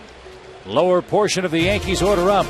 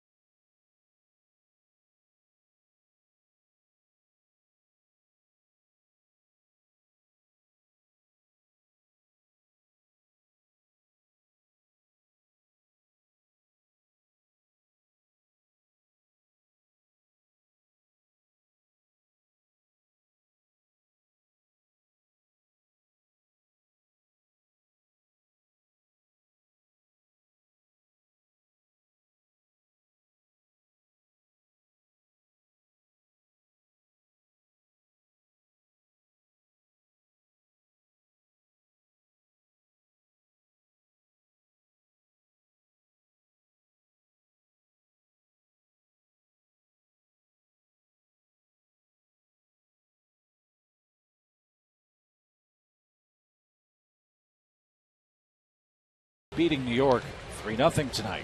Great work by Mike Minor so far, throwing a 4-hit shutout through 6. The big blow of the game. All 3 of the runs coming in the first inning for Atlanta. With Michael Bourne, Brian McCann, and Dan Ugla aboard, bases loaded, and Matt Diaz made himself 6 for 10 in his career against CC Sabathia with that bases clearing double.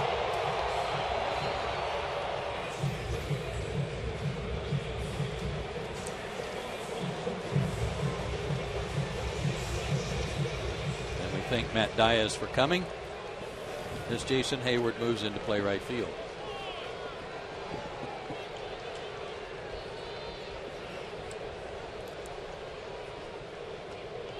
Here's Swisher. He's doubled and struck out.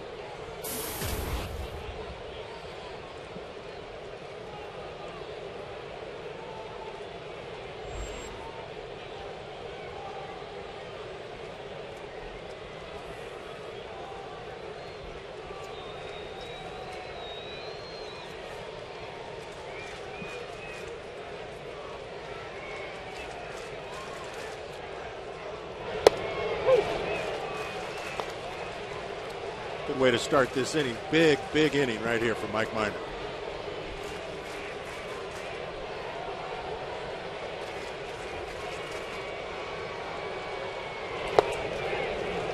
Just off the plate, even count.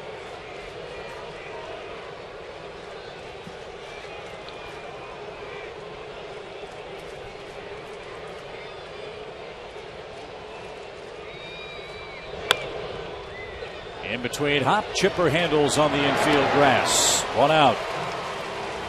First time Mike Minor's pitched 6 1/3 innings since April 30th. 1 away in the 7th inning. Hope you'll join us this Sunday against Baltimore. It'll be a Braves Father's Day celebration. You and the whole family can participate in a pregame parade around the field starting at 12:40 from the Hank Aaron ramp. Visit Braves.com/tickets or call 800-745-3000.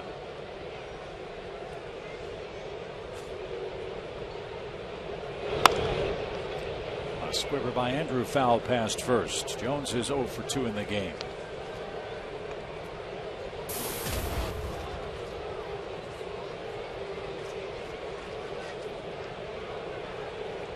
Andrew with a little comebacker the last time up on a changeup, and frustrated on that changeup that he just cued it off the end of the bat. But he can still hit that one. Yeah. Tried to sneak one by him. He can hit that old straight ball. Would have loved to have seen back-to-back changeups there. That'll really mess you up as a hitter. I used to hate that. Brian signaling wants this one up. And Minor got it there. I mean, right at the target. Very nice sequence right there.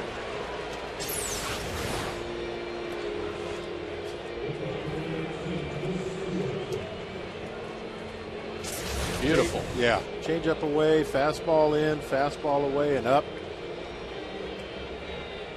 Looks pretty comfortable out there. It's getting the ball, not thinking too much. Chris Stewart's 1 for 2.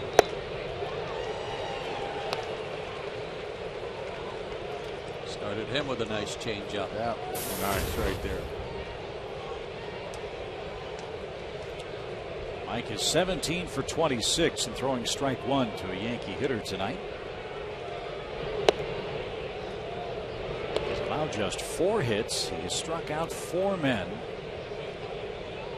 and only 1 walk. That's 17 for 26, Chip. That's a critical number there. Leo Mazzoni said you always want to be at least approach 80%, 75. You've got to be up there first pitch strikes. And he's not allowed more than 1 hit in any inning. The 4 hits he has allowed have come in separate innings.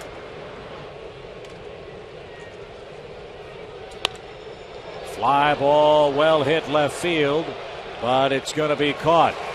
Mike Minor is through 7 innings.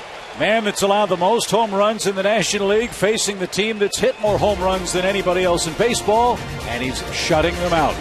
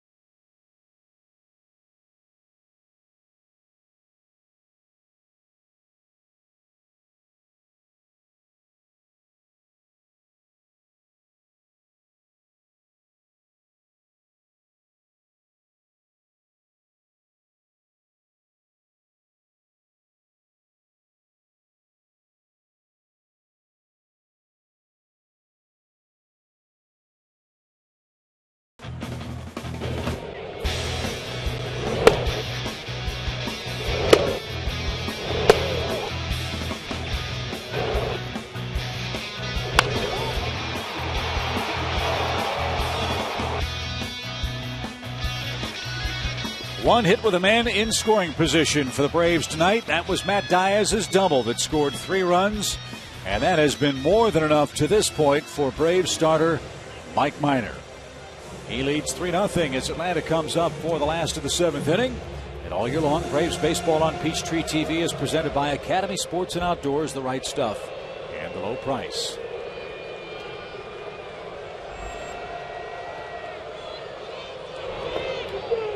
Just past 9 o'clock here in Atlanta with Joe Simpson and Dale Murphy. I'm Chip Carey. CC Sabathia back out there as you'd expect for the Yankees. And facing Michael Bourne, the Braves leadoff man.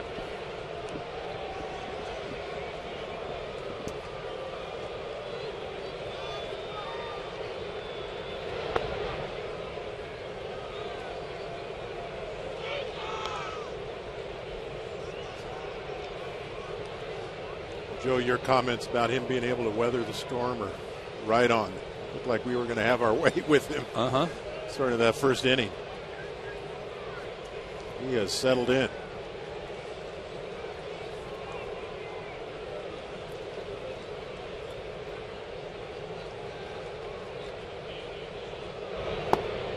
A different kind of game for Sabathia this year. We've talked a lot about these Yankee starters and the run support they get. Sabathia falls right in line with that. But not tonight. Mike Minor has shut his club down.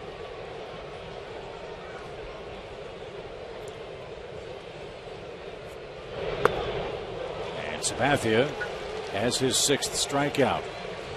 Yankees June ERA, incredible. You see it on our Academy Sports and Outdoor leaderboard. Best in baseball.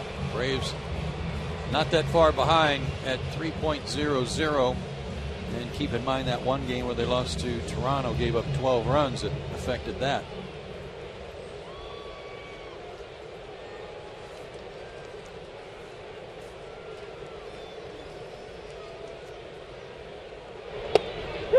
A strike to Prado. Martine's 0 for 3 in the game.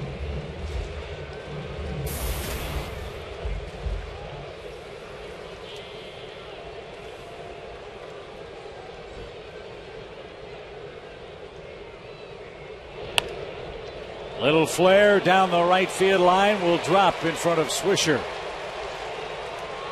So both Bourne and Prado have hits in the game. 9 Atlanta hits tonight. Since the first inning, there haven't been a whole lot of hard hit balls outside of Andrelton Simmons. And here's another flare, and watch CC's reaction.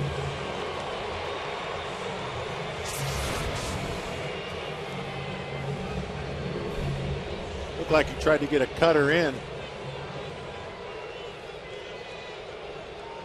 No, that was pretty funny. That was hilarious. All the guards came running out on the field because Tony Pena walked out of the Yankee dugout to pick up a ball that had come back in. They thought somebody was on their way to their mound. Nice deke.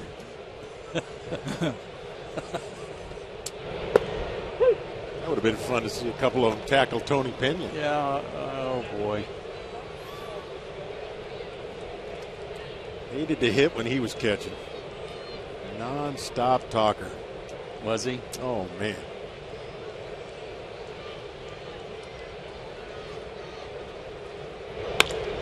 Fly ball center field, well hit. Granderson going back, misjudged it.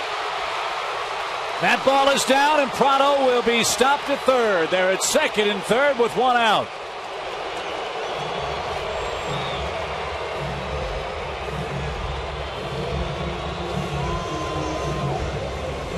This guy's a Gold Glove center fielder like Andrew Jones, but I think that ball knuckled on him, Murph. I think you're right, Joe. I was watching BP today, and Brian hit a knuckleball to center field in BP. One of the things about playing center field is you never get balls that hook. You usually have backspin. But one thing you do get in center field is a knuckleball. And that, you've seen Granderson make some great plays. I mean, that would have been a tough play to catch if it didn't, but he was so far away from it and went at it at such a funny angle. You're wondering if that ball wasn't knuckling. Well, he was taking the right path because when the ball came off the bat, it looked like it was slicing a little bit. So he was trying to give ground by going back to his left, and then all of a sudden the ball went right. Went the other way. And that's a scary feeling when you're out there, that ball starts knuckling. Well, that's a break for Brian, and he deserved one. You bet. That's for sure. Wow. Bookend doubles for the Braves catcher. Now the Yankees will walk Ugla intentionally. And Sabathia has thrown two that nearly escaped Stewart, the New York catcher. And I think the fact that Martin didn't score on that is an indication that even Martin thought Granderson had a shot at that. Mm-hmm. Well, and yet the respect that he has for Granderson's ability to run the ball down.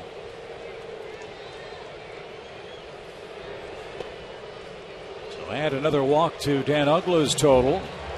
Atlanta's loaded the bases with one out, and Jason Hayward is the hitter.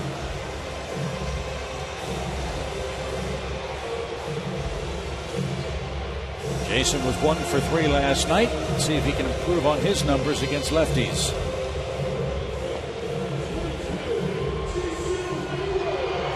Sabathia is due up first in the top of the 8th inning. And it could be they're hoping to get him through this inning and then just pinch hit for him. If not, Freddie Garcia is ready to go. Boy, another run would really be nice. Huge.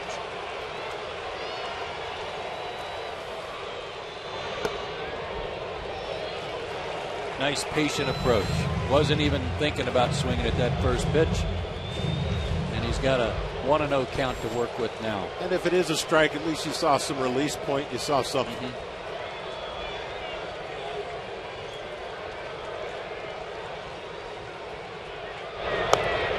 I always wonder if hitters think they'll and recognize who's in trouble in this spot. It's not Jason Hayward. It's Sabathia. You're right, Jim. You're right.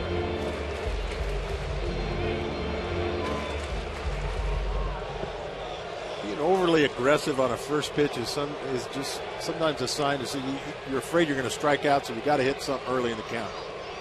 Taking a pitch sometimes is a much more confident approach. Oh.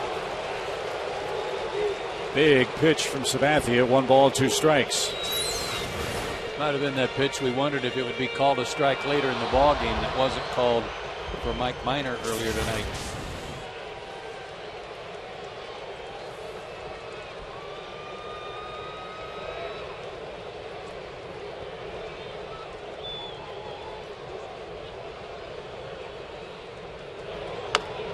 Little roller right side. That's going to get a run home. 4-0.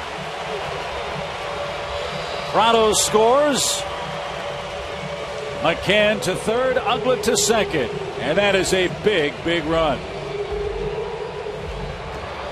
All 4 runs driven in from that spot in the order. Wasn't hit hard, but you take it. No, it wasn't hit hard, but he didn't miss it. Got those long arms. See, Jason's heart was in it. Fanny went kind of the other way, but he did put some contact on it. Productive out. Good job.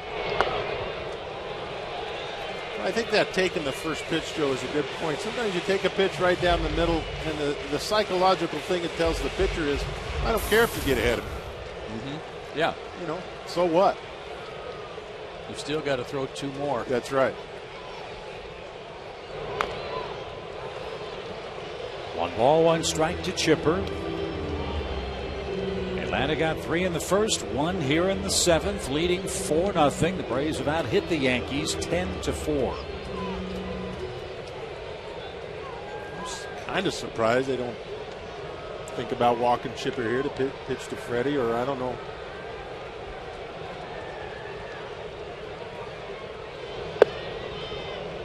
It's consideration, isn't it? Yeah, I agree. They can't afford to give up any more runs and have a left-handed hitter on deck. Sabathia, 106 pitches. For him, that's a light workload.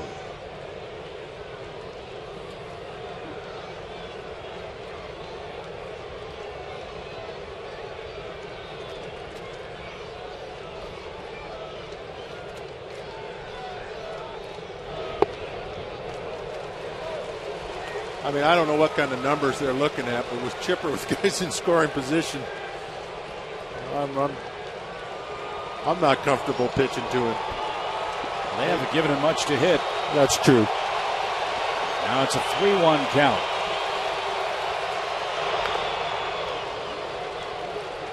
And threw him a 3-1 changeup because they've got first base open and don't care if he swings or not. Good spot, though. Yes, it was.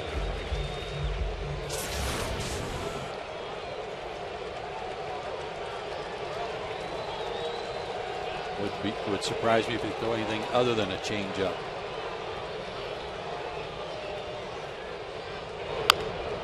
Slow roller toward Jeter at short. And that will retire the side. The Braves add on a 4th run. A ground ball out from Jason Hayward brings home Martin Prado. And the Braves now lead 4-0.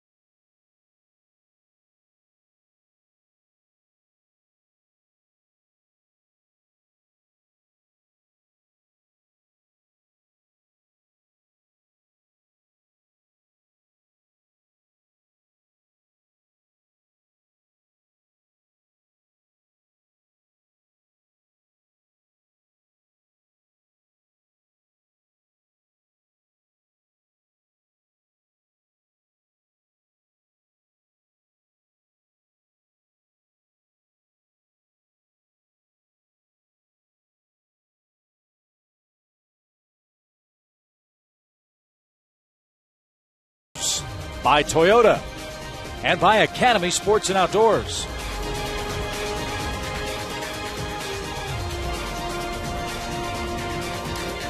We head to the top of the 8th inning. 4-0 Atlanta's in front. Braves fans, Delta Day's back. Grab your phone and text Delta to South. That's Delta to 76884 for a chance to win round-trip airfare for 2 anywhere Delta flies in the continental U.S., plus hotel accommodations and $250 spending cash. We will announce the winner on Delta Day tomorrow when the Braves take on the Yankees.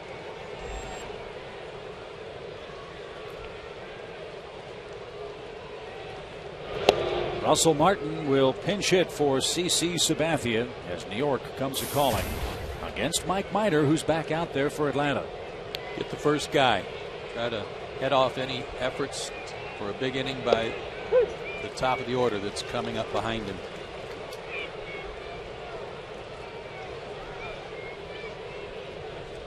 Minor threw 95 pitches through 7 innings tonight.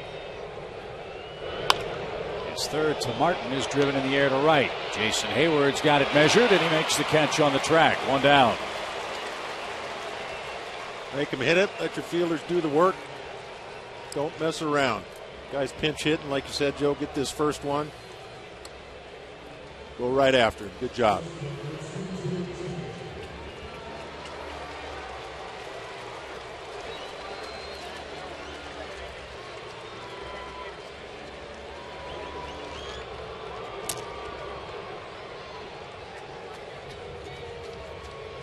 Sabathia went 7 innings, 10 hits, 4 runs, 2 walks, 1 of them intentional, and he struck out 6.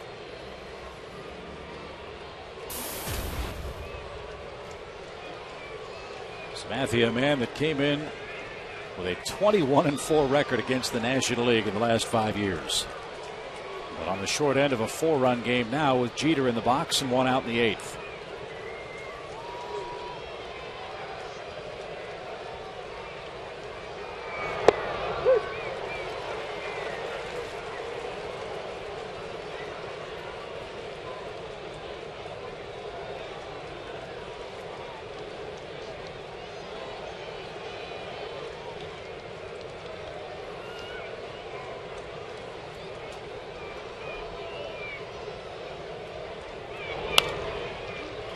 Jeter guides one through the right side. He's got a second hit tonight.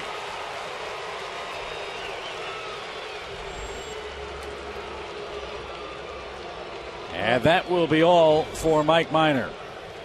Not exactly. Jeter hits that ball away so well. I think we got to crowd him a little bit more. I mean, it was a good changeup first pitch and then a good fastball. But he likes that ball away. This kid deserves a big ovation. Yes, he does.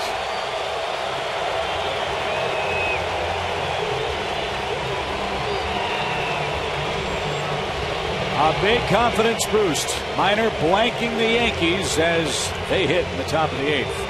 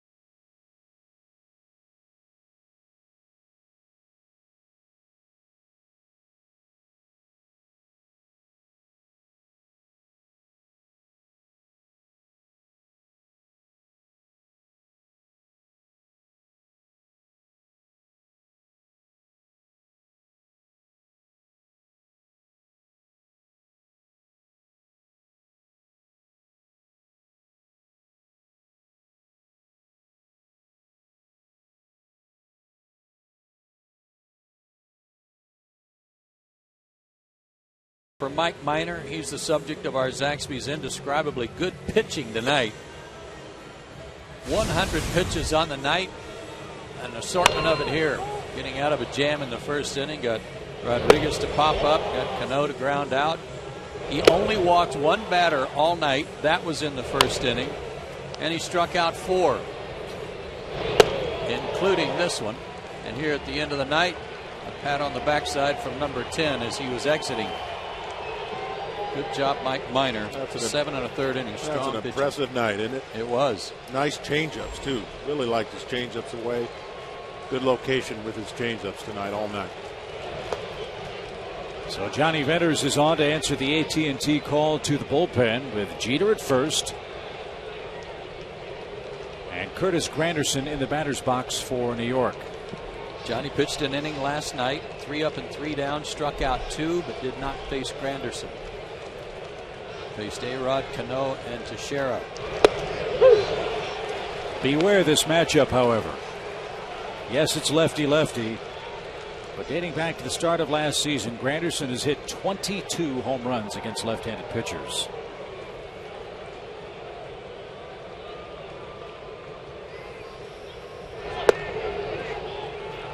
A little low, 2 balls and a strike.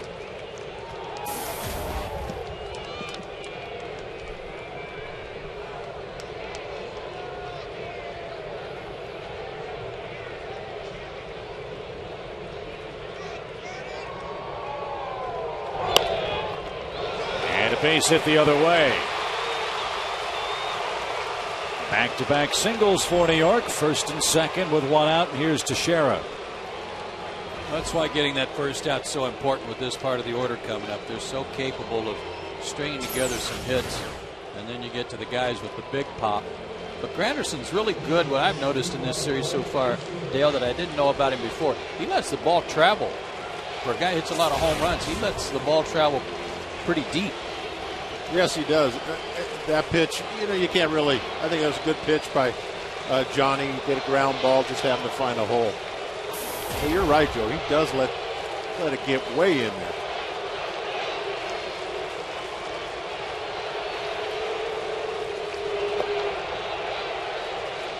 Mark Teixeira is the batter. He is 0 for 2 with a walk.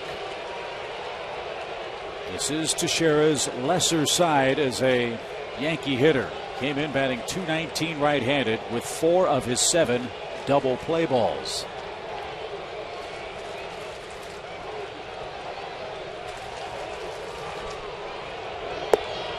Johnny struck him out last night, got ahead of him quick, and then struck him out swinging on a good hard sinker away.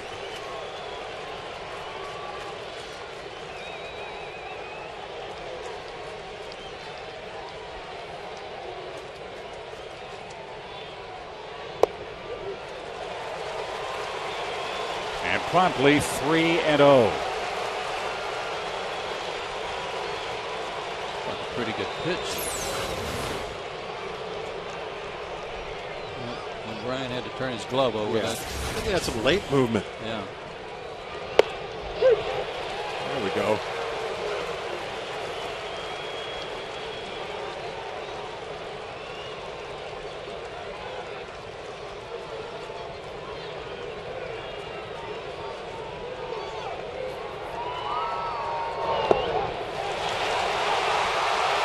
Bases are loaded for Alex Rodriguez.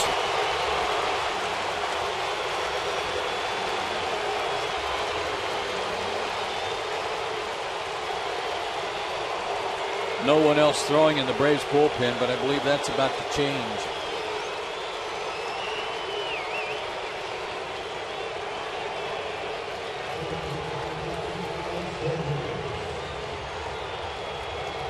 Again, the Yankees this year hitting .222 with runners in scoring position.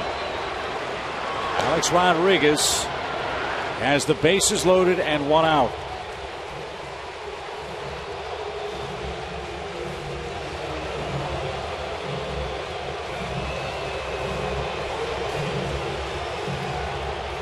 They're 0 for 3 tonight with runners in scoring position. They were 1 for 8 last night. That hit was Cano's single in the first inning. So 1 for 11 overall. Need a ground ball from a guy who likes to lift. Rodriguez is 1 for 10 this year with the bases loaded. Amazing. 1 ball, no strikes.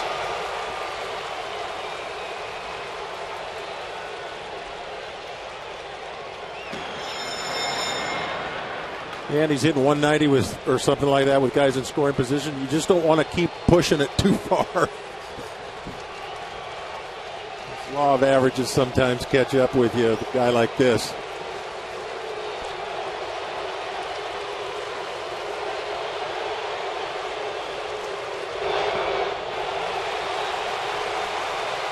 Johnny's slapping his leg because a lot of pitches in the dirt here in this sequence. Not just to A-Rod, but also to Teixeira when he walked him. That was a slider.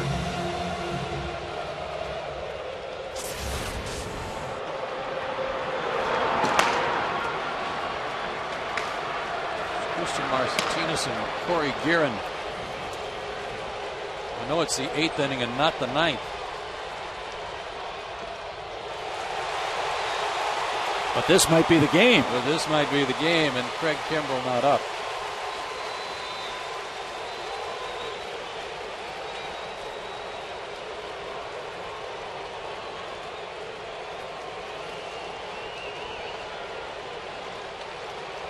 There will be a green light special here, but you got to throw a strike.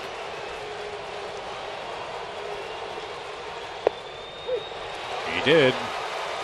And he was taking.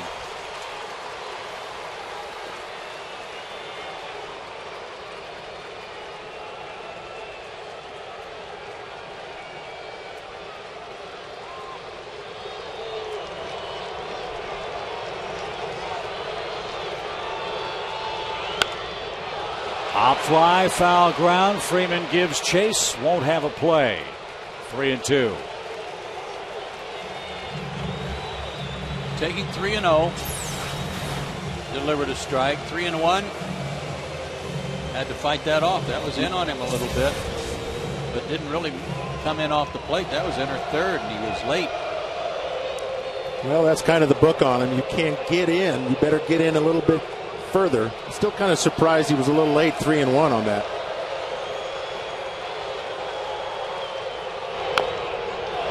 Fouled off Rodriguez's body. Still a full count.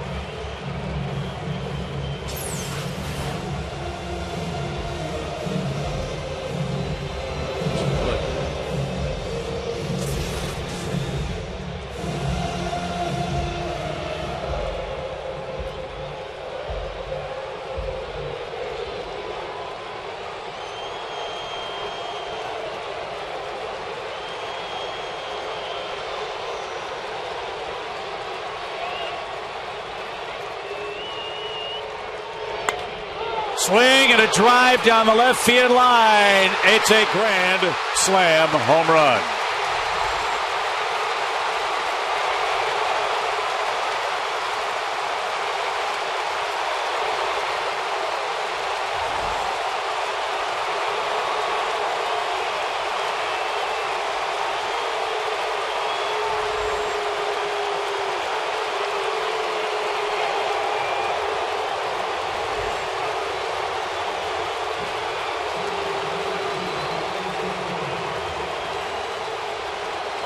Highest paid player in the game for several years. Just gave you an example of why. And tied Lou Gehrig for the most grand slams all time. Well, you go to 3-0 and he takes a fastball, fouls 2 off. You're trying to get 4 fastballs by Alex Rodriguez, which is a tough assignment. Johnny just can't throw strikes.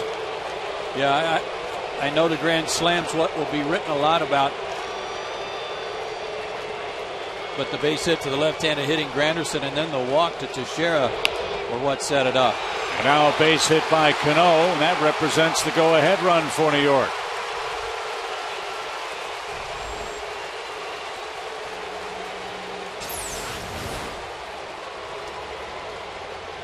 Down the middle and down. And this was a lot like the double he hit yesterday, Dale. This one just had a little bit more height. Well, yeah. Both rockets, both in exactly the same spot. The only hope would be that it caught the top of the fence, but it cleared by a good margin. Yeah, he won't miss 4 of those in a row, which you got to do to him when you're behind 3-0. So an historic blast for Alex Rodriguez. Johnny Venters faced 4 Yankee hitters, did not retire one of them.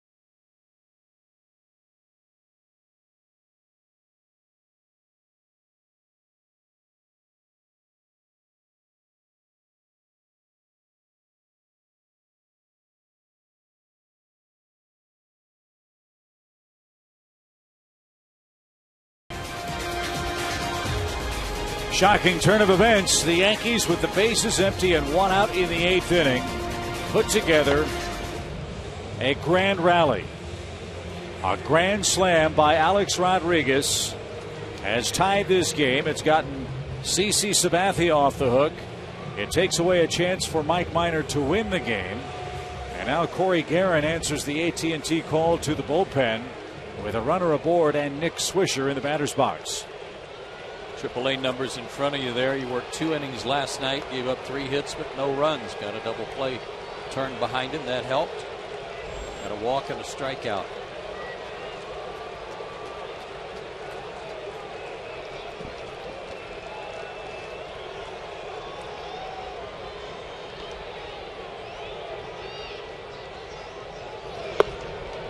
Downstairs to Swisher. In fact, he had a couple of double plays turned behind him.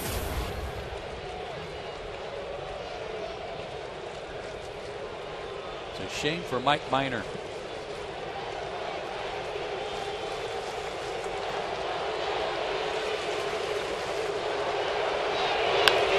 High fly ball hammered deep right field. Hayward, that's gone.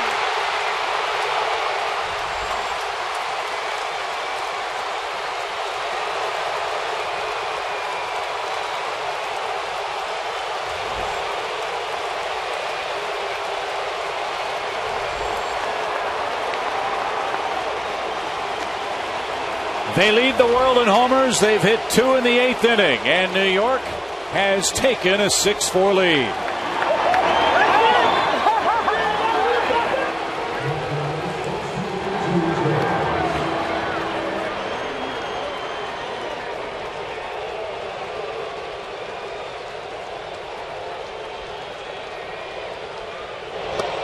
Getting that first out to start the inning, as it turned out, didn't really matter. Well, this lineup's relentless. Keep putting up good hitter after good hitter.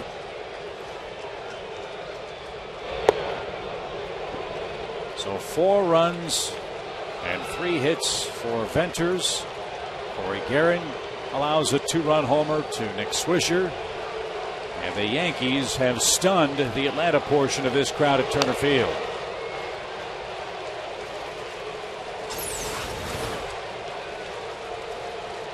Sinker that didn't sink.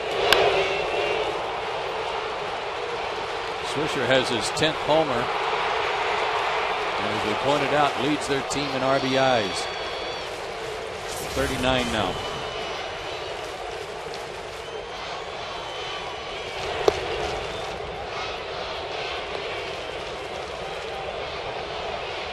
Three balls and a strike to Andrew Jones.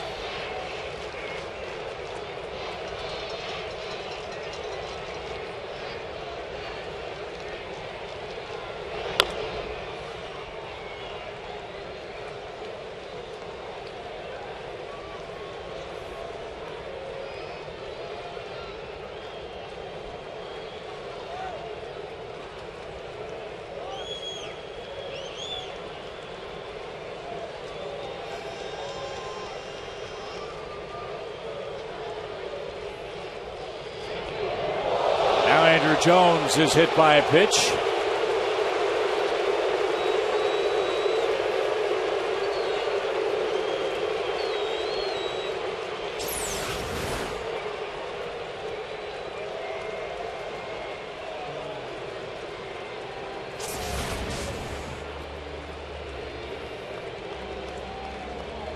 And Andrew will be taken down. The Yankees will go to their bench.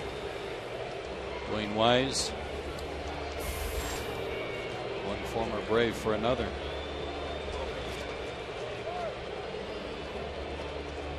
Now Chavez, Eric Chavez will pinch hit.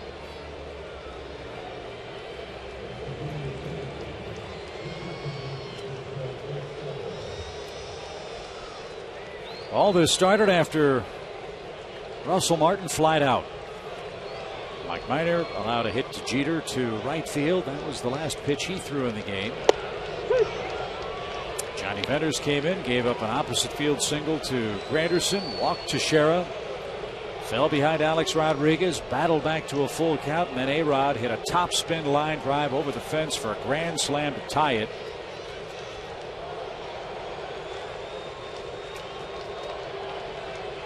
Cano then singled. Fetters was taken out of the game. Corey Guerin came on to pitch. Nick Swisher homered to right. That gave New York a 6-4 lead. Andrew Jones hit by a pitch, and now Chavez bats down a strike.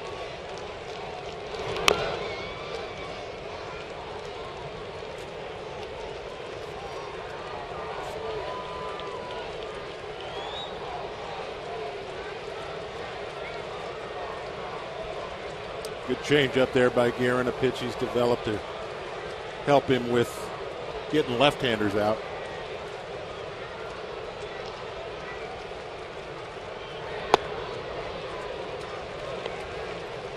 One ball, 2 strikes. And thinking back, it might have been a changeup that Swisher hit out that was left up. That was left up, yeah.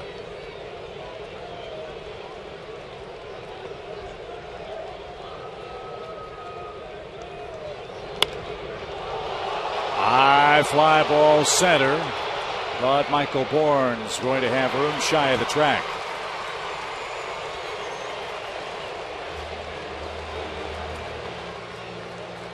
Two outs, and Martin will hit again. Yeah, it's not often that as a pinch hitter you get to bat twice in the inning. But if you're the Yankees, it's a good thing when you came into the inning trailing by 4.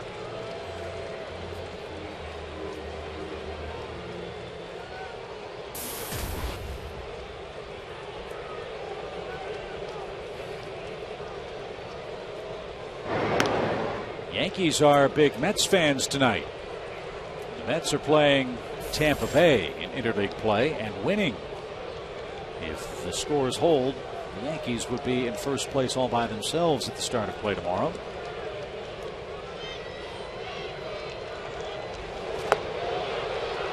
And streaking towards second is Dwayne Wise. He'll make it without a throw.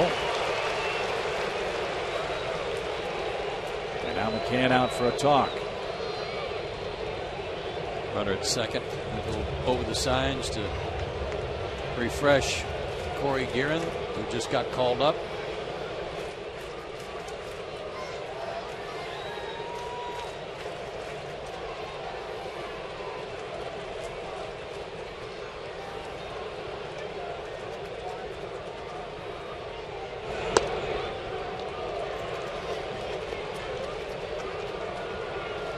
Looking ahead to the bottom of the 8th inning, Braves will have Freeman, Simmons, and then the pitcher's spot. Remember, the Yankees do not have Mariano Rivera. Freddie Garcia will be next in line. Wild pitch. By the way, Rivera did have his knee reconstruction surgery today. We all wish Mariano Rivera happy trails as he tries to come back from that injury. Remember at the beginning of the game when I was talking about CC Sabathia and how he just kind of weathers the storm and hangs in there? Well, guess what? He's the pitcher of record and might get a W.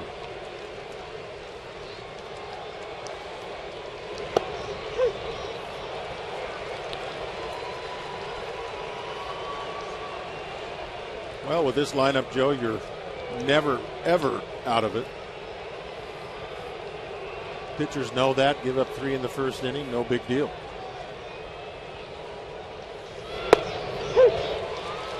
And 2. Yankees now have Cody Epley up in the bullpen instead of Garcia.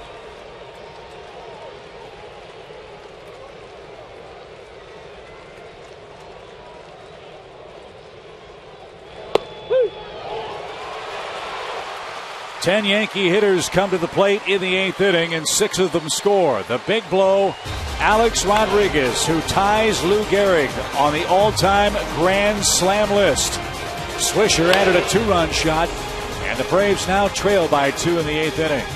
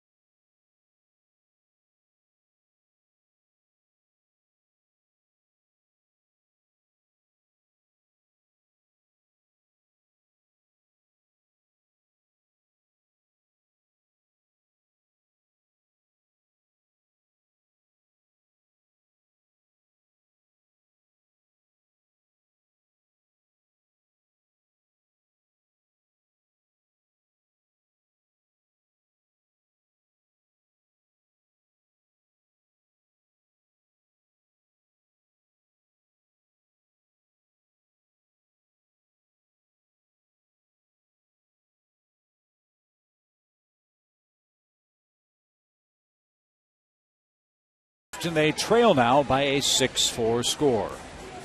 Time for our Home Depot tools from the dugout, and for tonight, it's the Yankees home runs. We've been talking about them this whole series, leading the world in home runs, and they put them to good use in the 8th inning. The grand slam by Rodriguez, and then the 2-run shot by Nick Swisher that put him on top. Both of them hitting their 10th homer of the year. 6 guys in double figures, and Martin with 9.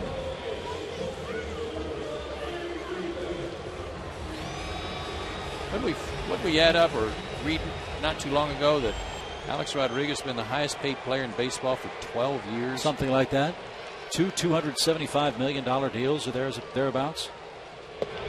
One with Texas, now one with the Yankees. That's what they pay him to do, and he did it in grand fashion. Yes, he did. So now Boone Logan is on the mound to face Freddie Freeman.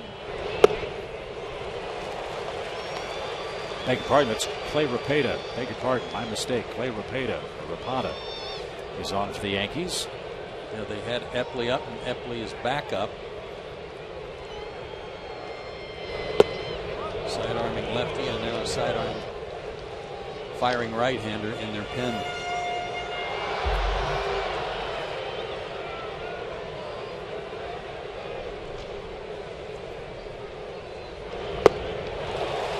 Freeman's down on strikes. One out in the Atlanta 8th. Russell Martin stays in the game. He's behind the plate. Wayne Wise is in left.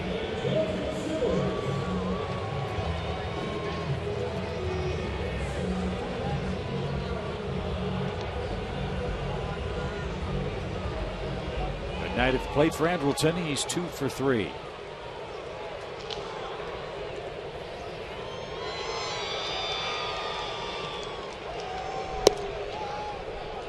Despite the heroics there in the top of the inning by the Yankees and a huge 6-run inning, the Braves are only down 2.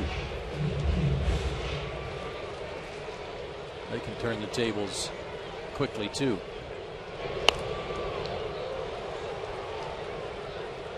Pop fly foul, 1 ball, 1 strike.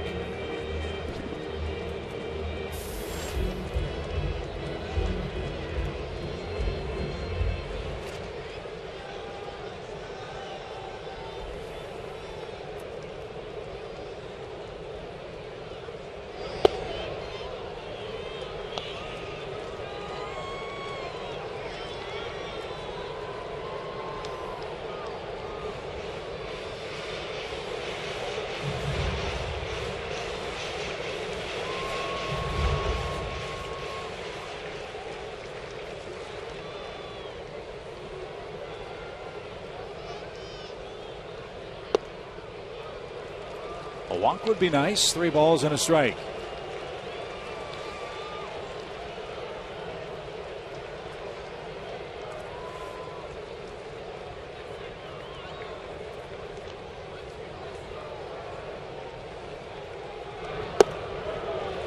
And that'll bring the potential tying run to the plate.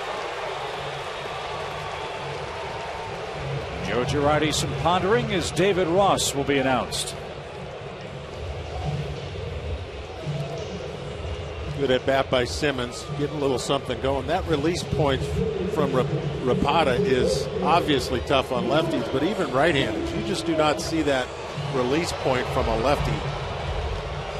I mean, I don't know who else throws like that. I know there's a couple guys out there, but you just don't see them very often. Good at bat by Andrelton. And good numbers for Ross against lefties. And we were talking about Rapata last night, how he practically throws uphill. That release point is actually, looks like below his belt, where he's actually pushing the ball up, and then it dies.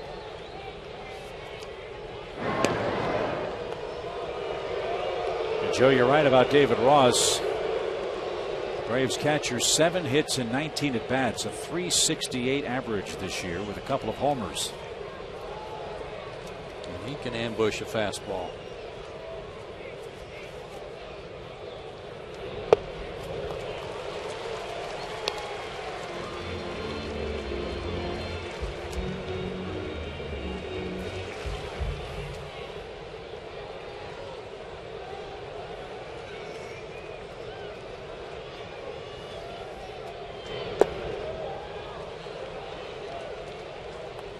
1 ball, 1 strike.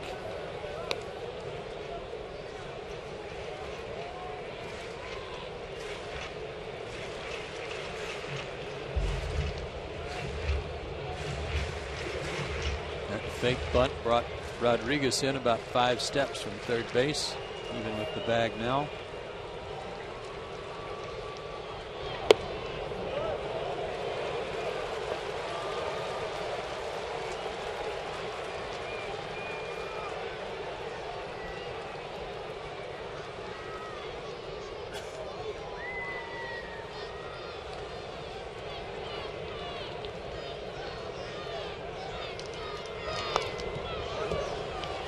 Now it's 2-2.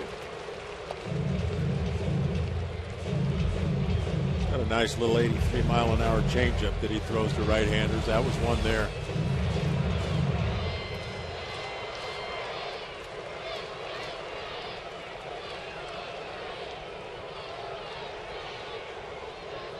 He'll try to sneak one by Rossi here. 75 miles an hour. Maybe that was his changeup. Yeah. One thing he's doing is he's throwing it in, starting in and kind of staying in, where even if you kind of sit back and wait on it, about all you can do is pull it foul.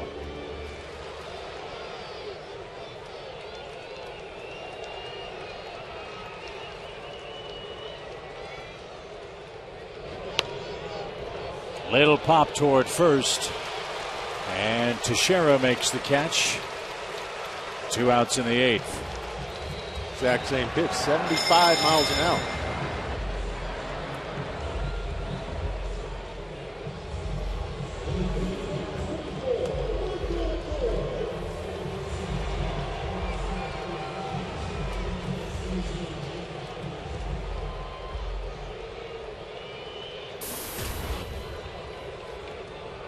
See if Michael Bourne can keep it alive for Martin Prado, who waits on deck. And a good cut, strike 1. Michael with 24 multi-hit games this year. Singled and scored in the Atlanta first. The Braves led this game 3-0 through 6, 4-0 through 7. New York scored 6 times in the 8th.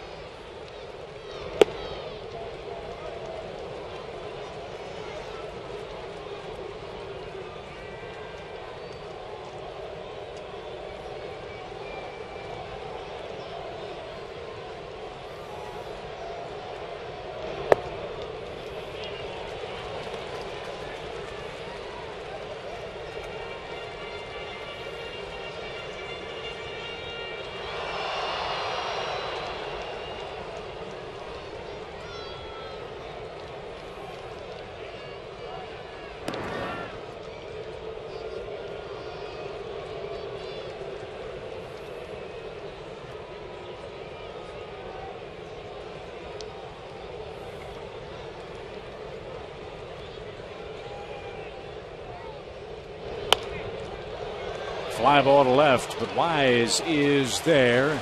And the Braves are done in their half of the 8th inning. We go to the 9th.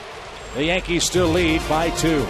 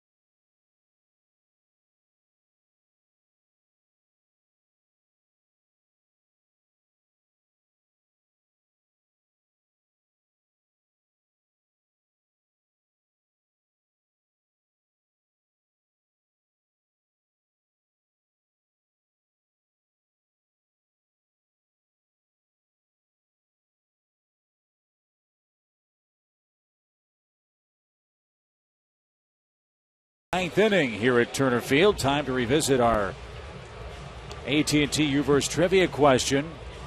Derek Jeter and Chipper Jones are 2 of 3 active players with 80 or more career postseason hits. Can you name the other player? The key word there being active. All right, I'm shifting gears. I'm going Phillies, and I'm going Shane Victorino. Oh. I'll go with David Ortiz, Red Sox. And I will go get a glass of water. Let's see if we can. Let's see if the 2 expert analysts got the answer to our trivia question tonight.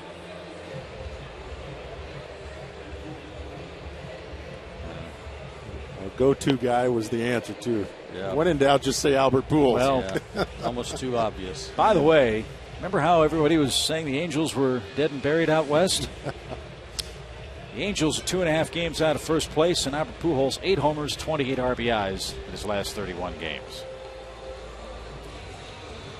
He's back, and so are the Yankees for the 9th inning. Here's our AT&T call to the Atlanta bullpen.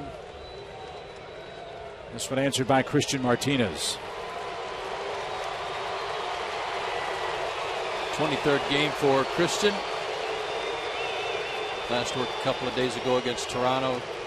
Gave up 3 runs in 2 innings.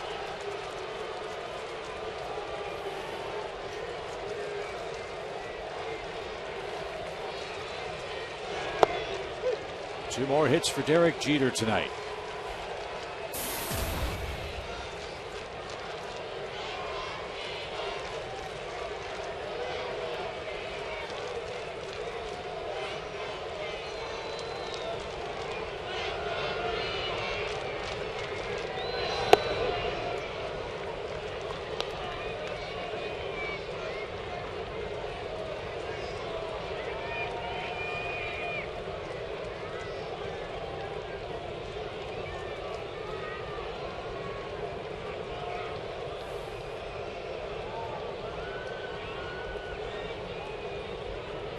Derek Jeter will turn 38 in a week. And the way he's played in this series, he looks like he's got several more years of baseball left. Hitting .318 this season.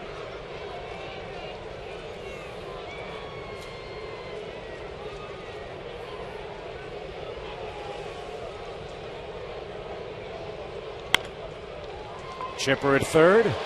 Long throw across the diamond, and Jeter is out number 1. We told you that the month of June was not kind as far as the schedule is concerned for the Braves. Atlanta now in the midst of the American League East in interleague play. You see what's up next on our Jameson Inn upcoming schedule. Day off on Thursday after the conclusion of this series tomorrow. Then Baltimore comes to town, and then on the road, and Braves will hook up with these same Yankees in New York before going to Boston.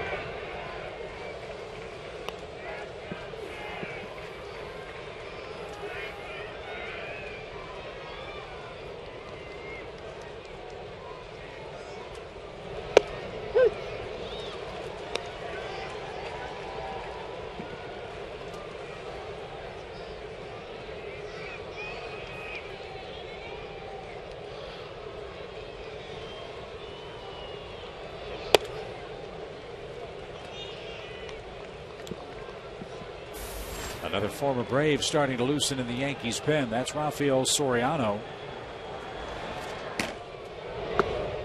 We had wondered why he wasn't pitching in the game last night for New York. Apparently had a blister that rose up in the final game against the Mets. Joe Girardi wanted to give that another day to calm down.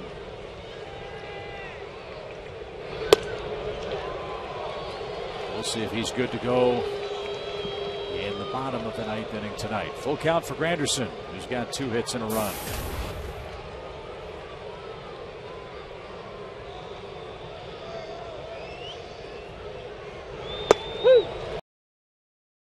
Called, 2 outs.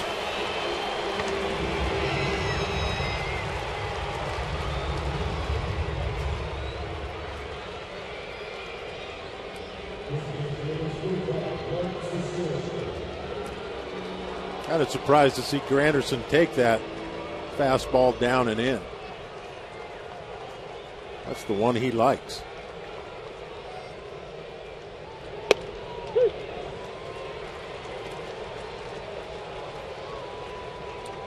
Two walks for Teixeira tonight.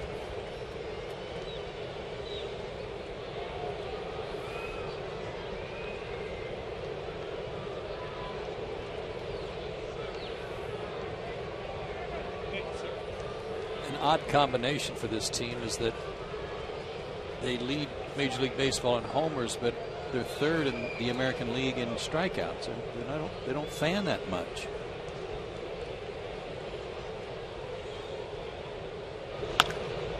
There's a bullet pulled foul.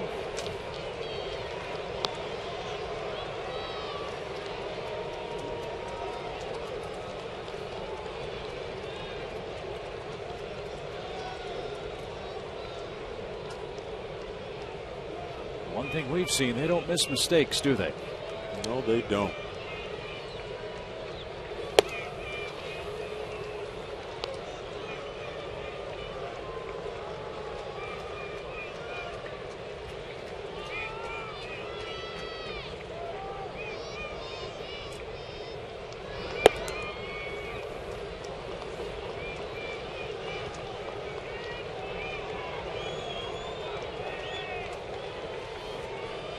Swisher on the right. His homer gave the Yankees the lead.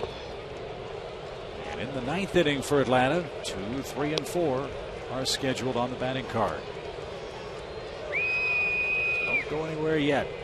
Base is empty for Teixeira. 2 outs.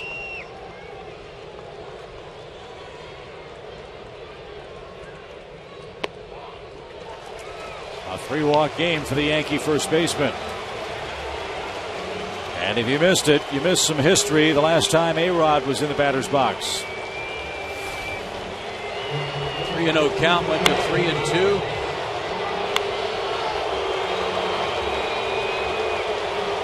And a 4-0 lead went to 4-4.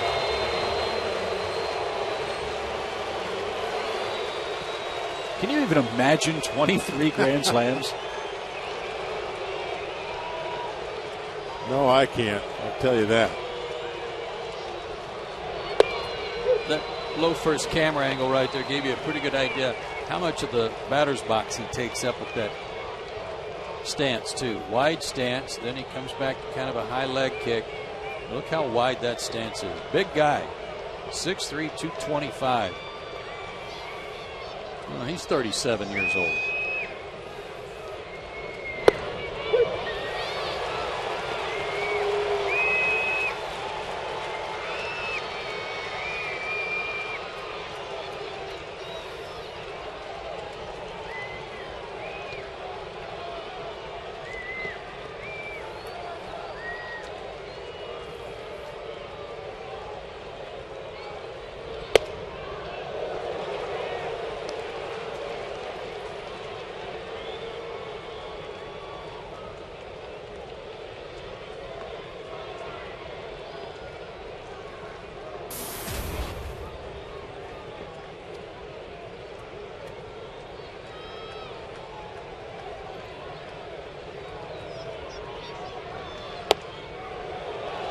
I have to go back and look because it just dawned on me that, I mean, he's got on an elbow pad, and a lot of guys wear them these days, but I'm not sure that there is any Yankee that goes up there without one.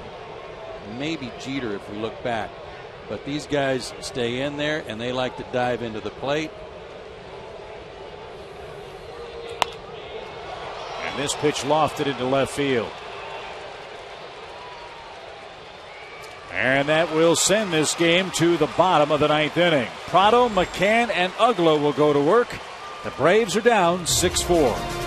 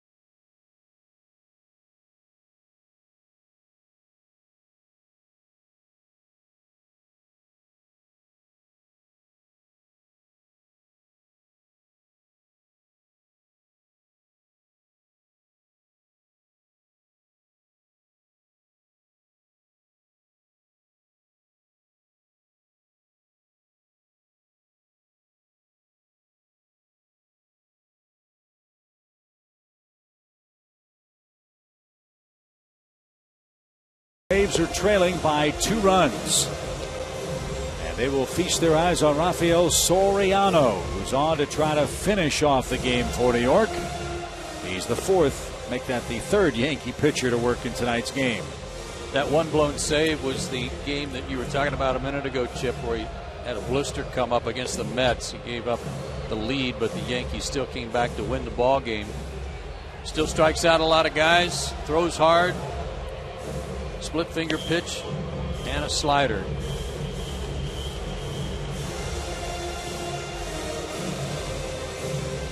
We had a stat last night about the incredible record of the Yankees. They're now 1,392-40 when they lead after 8 innings of play. Most of that because of the great work of their closer Mariano Rivera. But now Soriano's got to get the job done.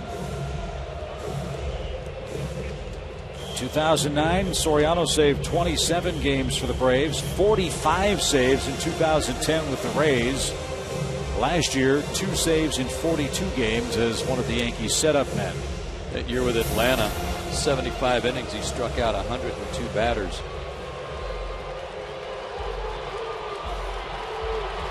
Need a base runner.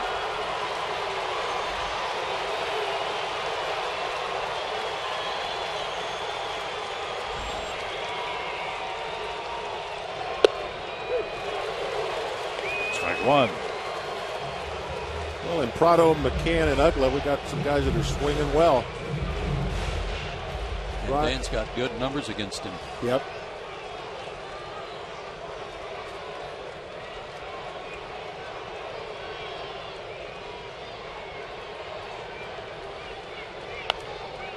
A fly foul back and into the press box. It's 0-2. Braves got Soriano back in late December, or I should say early December 2006. They traded Horacio Ramirez to Seattle.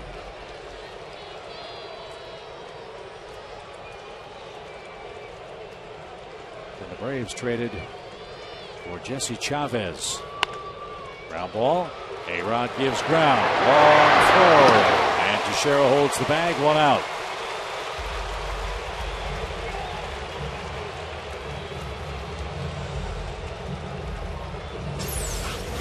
Our team got a pitch to hit. A-Rod handles a tough in-between hop.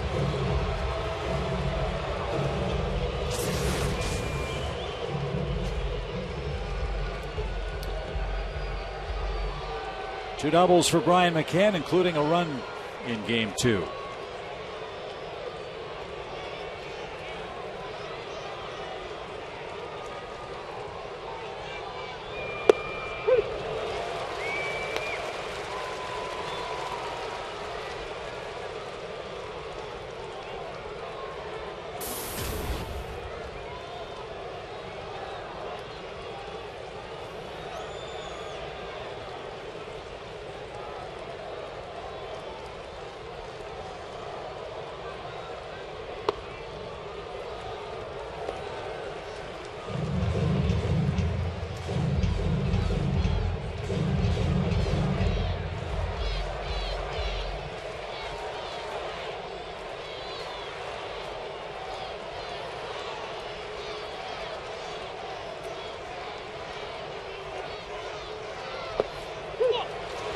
And caught a corner. 1 ball, 2 strikes. Nice backdoor breaking ball there. Now he's got a couple of weapons he can go to. He can try to lure him into a swing on a fastball off the plate. He's got the split. He's got the slider.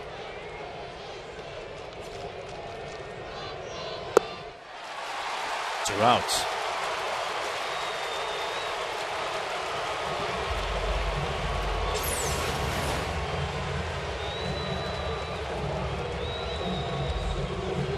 Needed those guys to retire those 2 guys because Dan Ugla is 5 for 11 against him in his career with a double and 3 homers. But the best Dan can do right now, the very best, to make it 6-5 no matter what happens.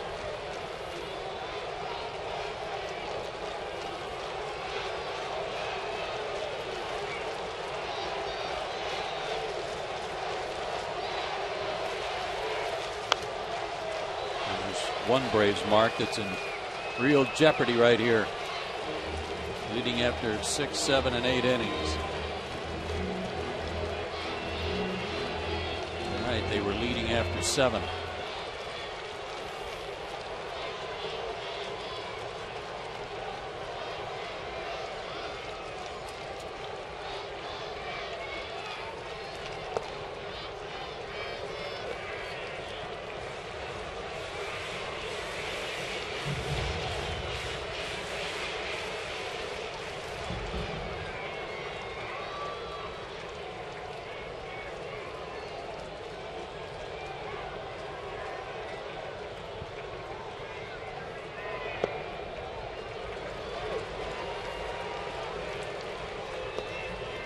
I believe he's thrown him a fastball yet. He hasn't. He's doing the same thing. Brian McCann, a lot of off-speed stuff as well.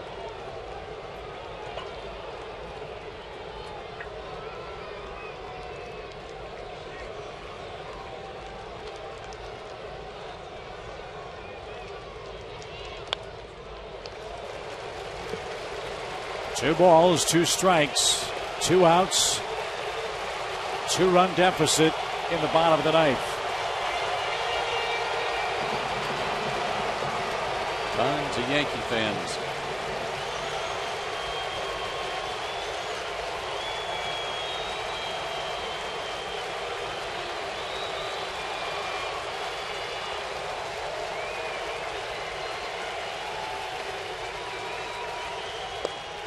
And the Yankees stunned the Braves in Game 2. They were trailing 4-0 after 7, but score 6 times in the 8th inning off 3 Atlanta pitchers. Soriano nails it down for CC Sabathia, and the Yankees have won the series. Tonight's final 6-4.